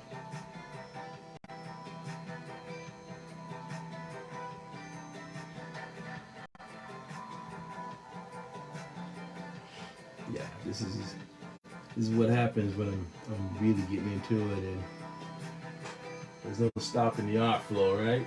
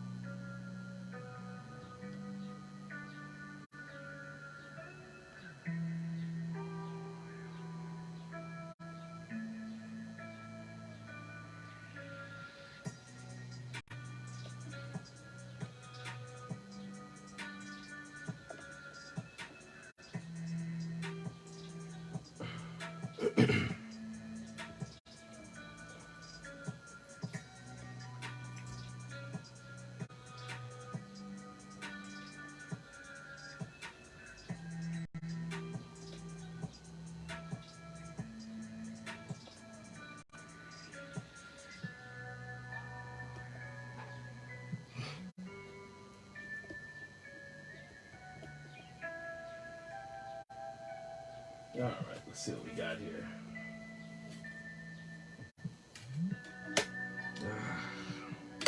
All right, I think I'm just gonna try to do the stuff in the foreground because where are we at? 11:12. So we're coming up on that mark, folks. Yeah, I know. It's like it's 11:30, so it's gonna be 11:30. So, but I got a lot done. You know, I'm pretty happy. I don't know about the rest of you guys, but I'm pretty happy how this came out. You know, trying to think what else I could probably show you guys. What I'll do is it's getting to 11:15, so the next 15 minutes I'm gonna just show you some stuff from my past, my portfolio stuff. Yeah, I think I'm gonna put my stuff down now. If I'm gonna do that, then I gotta I gotta get some of this portfolio stuff. So give me a second, and we'll wrap this up. I got like 15 more minutes, so I'll use those 15 minutes to showcase some of my old school stuff, so you guys can see the journey. Give me a second. Let's see what I'll pull out.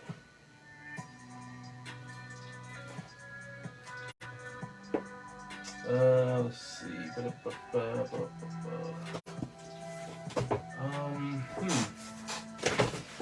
Oh, let's see. Thumbnails. A lot of thumbnails. Let's see. These are all.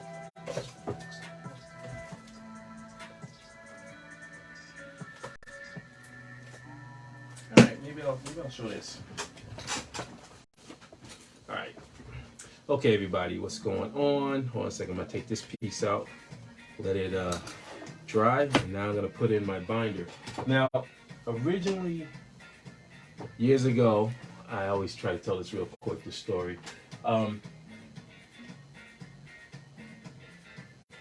Let's see. Rob Stowe, buddy of mine. Years ago, I was taking my big portfolios in the agencies and stuff, and he said, Frank, he said, what are you doing, man? I said, well, I'm taking my stuff over to agencies, and he said, nah, man. He's like, what you should do is you should try to keep everything in binders, you know. So it's oh god, this is gonna be tough. He said, so that it'll be much more easier. I don't know how to best to do this. Because I still have it in the room, but so he said, yeah, you know, it'd be easier for people to sort of flip through really quick, easy. And if you have photocopies in there, and of course you leave your photocopy artwork so that the art director or the art buyer or the creative director can have something to look at. And if they need you for the gig, they could look at it and go, okay, this is the guy we want on the job. So with that said, these are all illustrations that I did. Some are dated. This is from like 2017. So that would be 4 years ago. These are for patches. This would be patch artwork. And at that point, I was working with a lot of people, a lot of patch makers who were contacting me, and they wanted me to do various artwork for their patches. And I had done a ton of like automobile stuff and drawings when I was working in advertising, a lot of GMC stuff and whatever. Surprisingly, I when I first was in art school, I didn't want to draw anything like vehicles, environment, anything. But once I got into advertising, they broke through that. I started just drawing these vehicles, and so anyway, I started getting into patch card art. And so this is some stuff right here. Let's see, look at the clock. All right, here's some other stuff. See if I can flip through. So this was that was 2017. That was an Arnold Schwarzenegger version, a patch card. That was the Big Kahuna Burger patch card art. This right here, I've had people ask me over the years to do caricatures of them, and this was a company that hired me to do a caricature of an employee who was leaving. So I've had those kind of jobs too. Like people would hire me to do a caricature, like someone to be superhero or whatever, and then they would do a big giant print. Like I would digitally color it, and then they would do a big giant print and stuff. So this was in 2017. Okay. Here's another one. This was another one that I did. See if you guys can see that. I think it's from the same company too, so it was like 10 years. So there you go. All right. Let's see. Oh, these are so tough. It probably would have been best if I took them off the binder. Why don't I do that? So I don't have to keep lugging this thing. So I'm gonna take out the binder. See how many I can get through.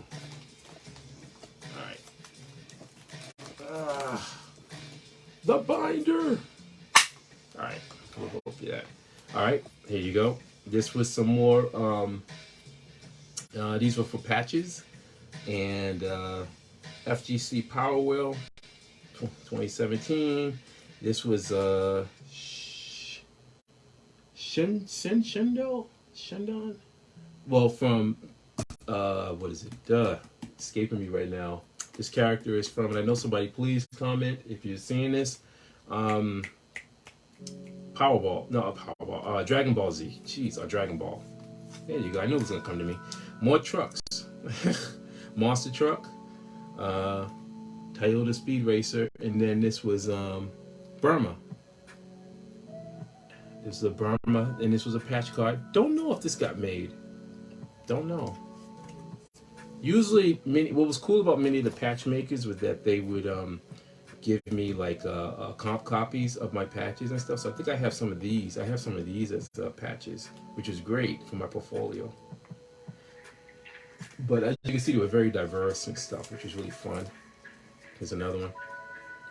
Oscar Mayer, Triceratops, Stegosaurus.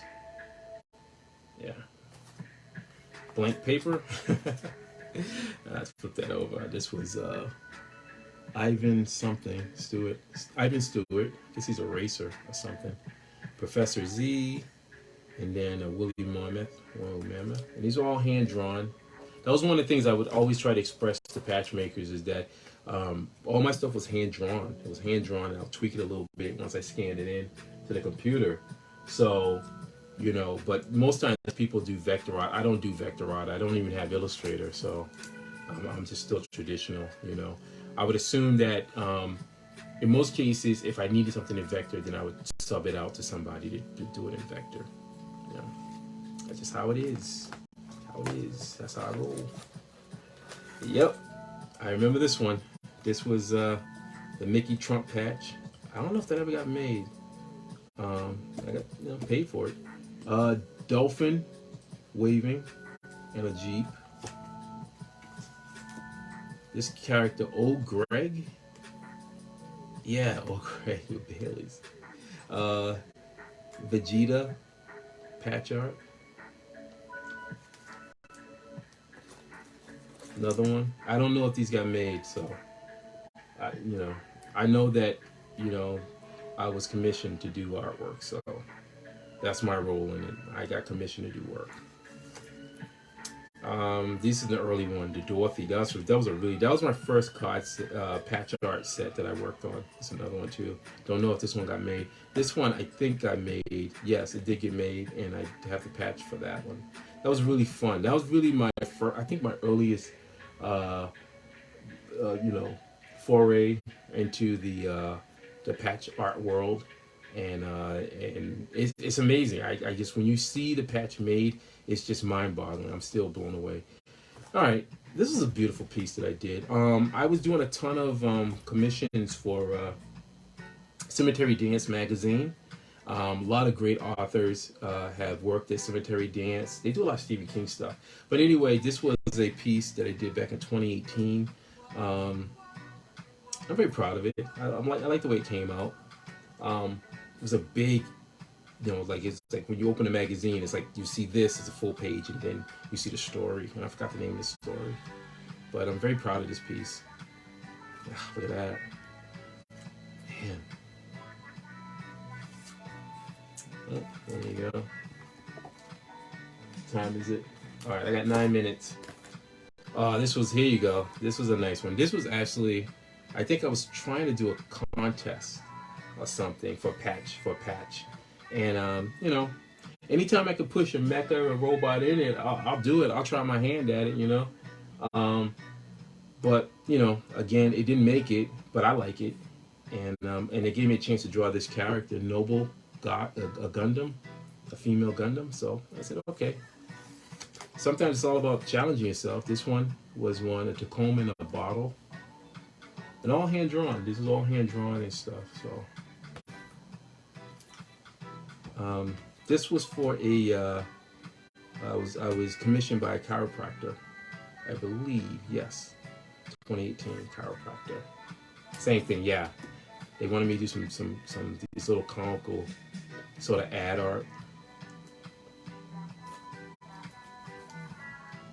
There you go, some more ad art. Chiropractor. Commercial illustration. This is it. This is the basis of commercial illustration. I gotta find some use for this, though. It kills me when there's so much negative space. So, knowing me, I'll put some other kind of art in this or something. There you go. Oh, that back. I've been there. Oh, the neck. I've been there too. But yeah. And then this one right here.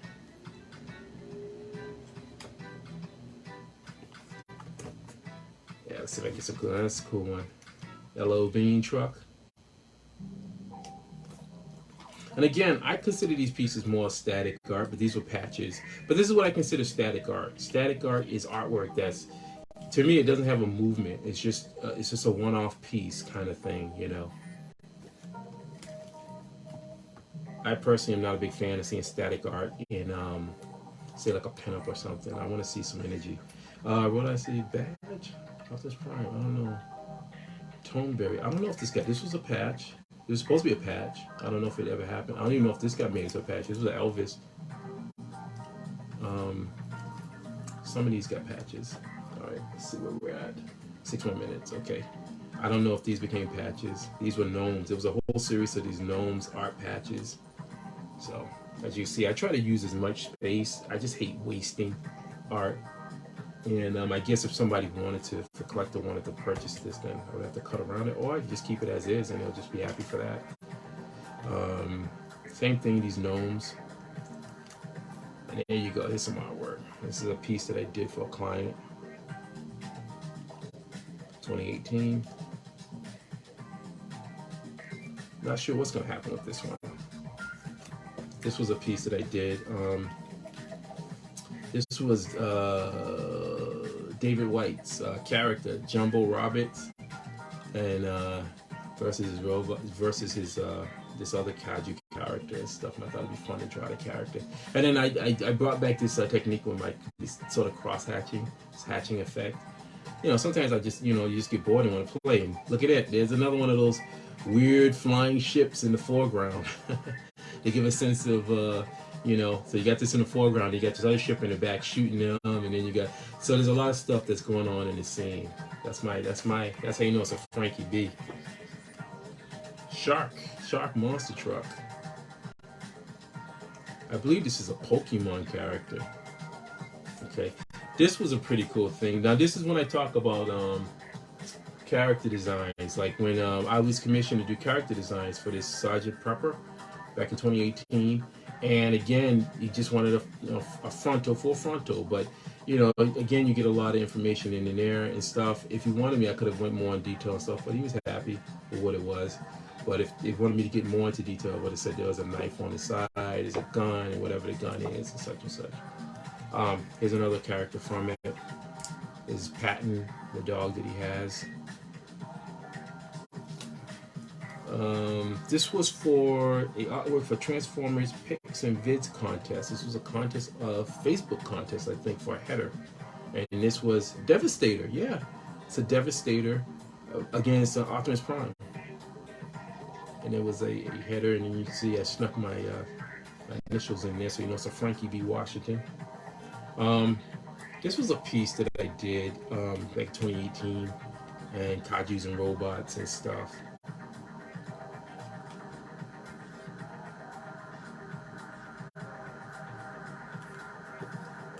All right, now we're going into the main goal right here. This is some. Actually, no. These are actually. I don't know what's gonna happen to these. These were like trading card art that I was commissioned by Planet X Asia to do, and I don't know what's gonna happen. These are their toys figures, and this is me just illustrating those figures. So again, helicopters. More. Look at that helicopter up there. There's some more. This is all from Planet X Asia. These are their toy characters. Some building in the back. And these were for possible trading cards. And they were supposed to be like puzzles. But again, I don't know. And if you look right here, this was like a 4-card puzzle. So it's like his fist is shooting with a chain connected, and then it connects right here, but it's twisting, so it's bam into this one. This is a favorite one of mine, man. It's a character, and then the actual finished artwork is a beam coming out hitting this creature, so it's like, but you just don't see it in this one. I didn't try it. I actually put it in using Photoshop.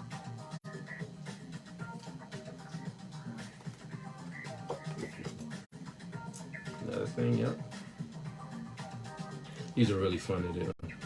One day I hope. Again, that's always the tough thing when you work on so many different projects is that, for me as an artist, yeah, it's great. I'm able to, make my living and stuff like that and stuff from it. But deep down in my heart, I want to see all these projects. I want to see these projects make the finish line. I want to see the final result from it. I mean, what artist wouldn't want to? What you work on something to see the completion, the final journey, and when nothing happens with them, yeah, it does leave that kind of sour little note in your mouth. You go, ugh, But what do you do? All I can do is just, one of the creeds of the commercial illustrator, just kind of move on. You move on to the next adventure, This was patch art that was made. I think it was made. I'm not sure. I think she was made, but this was a fun one. Samurai Warrior. I don't know if this one got made. This is patch art. Not sure. Not sure. This is all static art. These were mashups. Wonder Phoenix, Joker, Venom Joker, and I'm not sure if these ever got made as patches.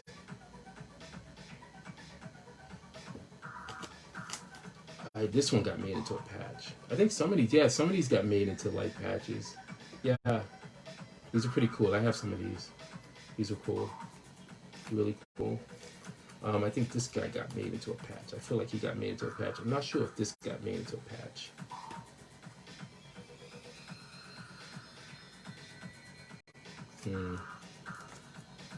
Oh, let me see. Oh, I can't show that one. Some of my stuff's a little risky, so there's some risky stuff. So let me just double check and make sure. Yeah. Yeah. This was like a header for a proposed Facebook group. So that didn't happen. Let me look at that. Let me move that aside. These are some of the dragons from Dragon Ball Z. Not sure if these became patches. Oh, looks like we're at the 11:30 mark. Vehicle right here. Mega Man.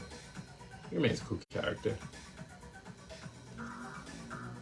You get hired just to do simple things like that. Logo artwork.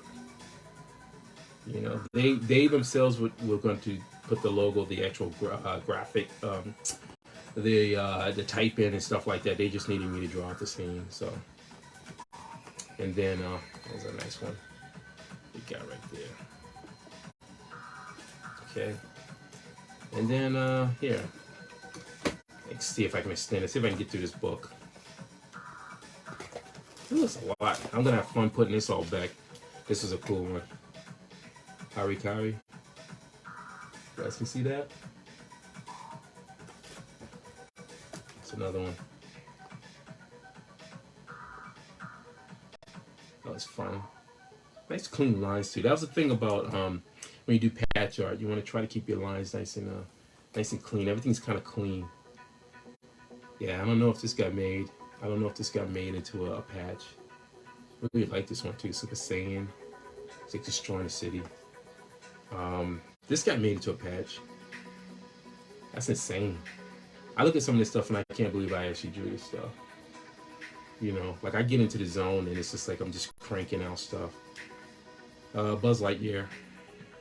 But I think I put more weaponry on him and stuff. Yeah, nice and clean. This was crazy. Ragnarok airship. This is from some video game, Final Fantasy, I think. Toyota Racing. Yeah. I guess I could show this. This was a summer series. A little bit. Really quick. Same thing. Do that real quick. This was Space Cops pinup. No, this probably have been on Facebook. You've probably seen this. This was for an anthology, I believe. Yes. Dino Megazord art patch. Did it get made? I don't know if this got made. This guy got made. Gundam Zero Wing. Yeah, you got made. I'm looking at you right now. Yeah, that came out really good. This got made. The Aries patch. Yeah, there was this person that commissioned me to do all these different like gods and stuff, and this was an Aries one. And I put all these bodies and stuff all over. So yeah, I feel like this one got made. Let's see what this guy is. Sephiroth patch. I don't know. I just know I was commissioned to do it, so yeah. Oh yeah, this guy, Death Sight Gundam. Yeah, there you go. He got made, and it's really cool. I got him up on my wall, on my patch art wall. All right, this is me, Frankie B, just just playing around, playing around with stuff. So, this is sometimes how I do my sketches and stuff, just to sort of let my mind just play. If I'm just decompressing and not trying to focus too much. So I was playing around with different things, my pencil stuff, when I get really crazy. And then this stuff right here. I used to do a lot of this, man. I have sketchbooks where I just have these things with faces. I get into this whole thing with different emotions and faces, and they're all connected and stuff. Yeah, pretty trippy. Ooh, look at you. Oh yeah, this was a beautiful piece. This was what I did for Planet X Asia. Again, yeah, look at that. I have 1, 2, 3, 4 jets. I got 4 jets in there. 2018. I was cranking. See, that's what I mean. I'm cranking out tons of stuff. And what's interesting is that it's all like, really, you see different, like, clean sound and detail stuff. All right. This is some more Planet X Asia trading cards, I think. I believe so. These are trading cards. Oh, here you go. These were here you go. I'll pull these out. This is what they sent me. Plus some toys. They sent me some of the toys and stuff, which was really nice of them. But these were some of the things they had. And so this was that, and then that's that. Nice, huh? Let me make sure those go right back. Got a few of those. It's nice. It's always nice when clients give you stuff, I really do appreciate that. Robots with coffee. Okay, this was their Kickstarter paper doll design. Me trying to do a transformer. This was really cool. I hope the person who commissioned me to do this, I hope they do something with this character, Lady Liberty. It was supposed to be in a patch, but I think that they were also considering the fact that maybe doing it as a comic book.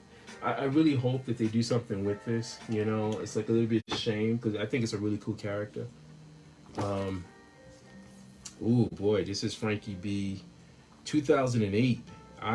These are those moments where I'm somebody who I love deep. I go through my phases, and sometimes I love really intense detail. I was doing RPG source books back in the early 2000s, I think, maybe even 90s, maybe or late 90s. But anyway, I was in this whole point with just like pens and detail and just really insane things. Like look at this guy's hair and stuff like that. So this is a very old piece. This is 2008, it says. So yeah, that's pretty crazy. And this is me probably messing around.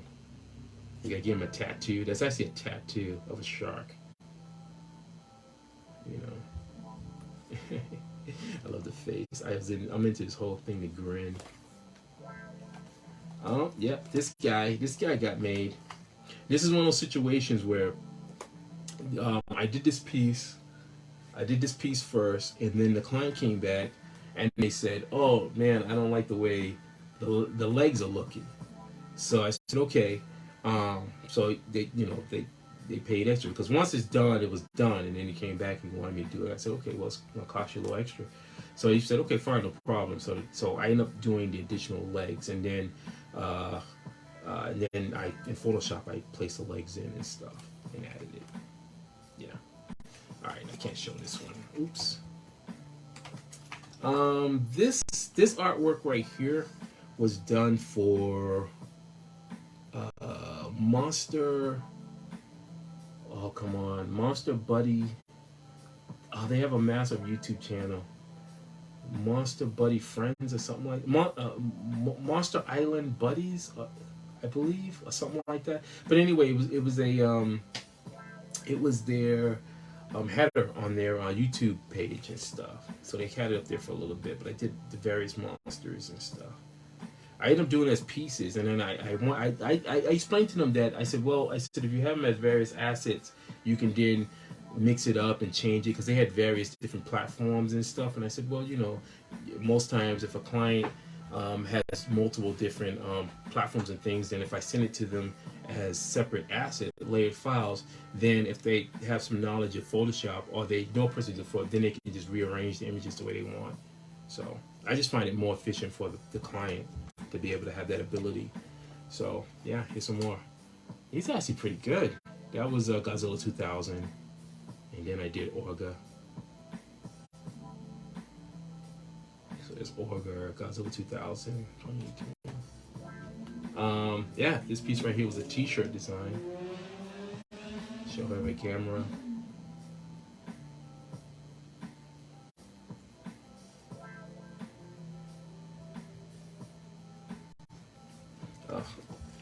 These were great too. I wish I could show these, but these are really good. He's an amazing client too. Yeah, maybe I can show you this one. Yeah, here you go. Show the back of that. I got these. This was made. I don't know if this got made. I think this might have got made. This got made. These are really cool. They were like Gundam, where like the heads and then they're constantly damaged. And this is one of those things where it gave me the freedom of really going in and having fun with it and stuff. So this was made into a patch.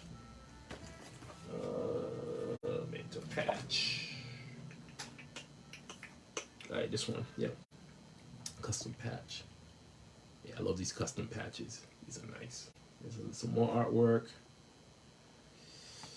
And then this was fun. This was just me. I saw this image of this character, and it just kept sticking in my head. And I said, you know what? I gotta try to draw this character. Anytime something sticks in my head, and I look at it as a challenge, I go, okay, let me just see what I can do. So I did it. Drew this character, and again, as you can see, Jet coming in the foreground, Jet in the background. You kind of want to. I'm in that belief of mine where I just want to stimulate the mind, the eyes. Like you see stuff, but then it's like, oh wow, there's something else. This is a character, Agent Solo. I forgot the name of the creator. Hope you forgive me for that. But yeah, I like the character and stuff, and I thought that I would do an image and stuff of it, and yeah, cool. These were some robots that I did for SCS Direct, and I just wanted to try my hand at just drawing them. And this is one of those times where when I look at this piece now, I feel like it was definitely rushed. Those moments where I feel like I probably had other stuff going on, and I just was like, oh, I just want to bang this out. And yeah, I will say I do like this effect right here. I don't know if you guys can see it, but this is me using. I have. Let me see. Oh, here you go. It's like there's these watercolor. They're brushes for watercolor, right? So you can push and stuff. But I put ink in them. And what happens is many of them, they dry out and whatever. And they get these nice effects. So there's a little bit of ink and stuff. And you can do these really cool effects and stuff. So I experiment a lot with that. All right. And then Luigi. Toyota Lego Man. Jesus. Toyota Lego Man. Captain America. As an elf, I think. These were some stickers that they did, which is really cool. And this was the head, and they sent me some. These were always very nice, very appreciated. Can't show that. This isn't actually mine. This is where that wheelhouse of like I still collect the artwork from other artists, and this is an artist right here. I saw his artwork on eBay. Saw this piece. He does a lot of Transformers stuff, but you know, when he does stuff, when I see people do stuff like Mazinger or stuff like that, that's out of the wheelhouse, in most cases that catch my eye. But I love his inking. I love his inking, and I love his use of the marker. Like, look at that marker work. That is beautiful. That is clean, beautiful. The highlights are phenomenal. It looks almost like cell art, you know, and it's beautiful. So got that in there. All right, these are some more patch art. Not sure if these got made. This got made. This got made definitely. I don't know about that one. Yeah. There you go. I think this got made. That was good.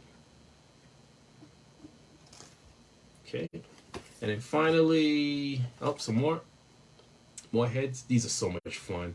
I can't even tell you how much fun these are. A lot of fun. 2020. These happened in 2020. It's gonna be interesting to see how my schedule is gonna be once the comic book work for Codgers and Cowboys kicks in. That's gonna eat up a lot of my time. 60s Bat Snoopy. This is pretty cool. I don't know if these got made, but I love it. I love it. So I got a lot of art. I don't know. These may make it up on future auctions. I don't know. The Horror A4 cover. Oh, this was a comic book called The Horror, and this was the original art for it. So I don't know. I don't know if it came out. Oh, there's a copter right there. You can barely see it. And now I look at it, I don't like the way the water, because it's fusing in with the copter. Although it probably looks good when it's colored up. But you got these copters right here. You got a bunch of copters, and you got some ships too coming over the horizon. There's a lot of weird things going on in there and stuff. But technically, and he's being and this creature's being blasted by what you call it. So anyway, that's it, everyone. Hey, I want to thank you so much for coming by and checking out the goods, checking out what I just did. Oh God, this is gonna be fun. See, I was the first one saying how cool it is with binder stuff, and then all of a sudden, boom. Once you take them out, now it's like, yeah, I gotta put them all back in. Yay! All right, with that said, I'm gonna put this over in a pile over here. Please don't fall on the floor. All right, let's put this, close that up. I want to thank everyone who is still there, checking it out.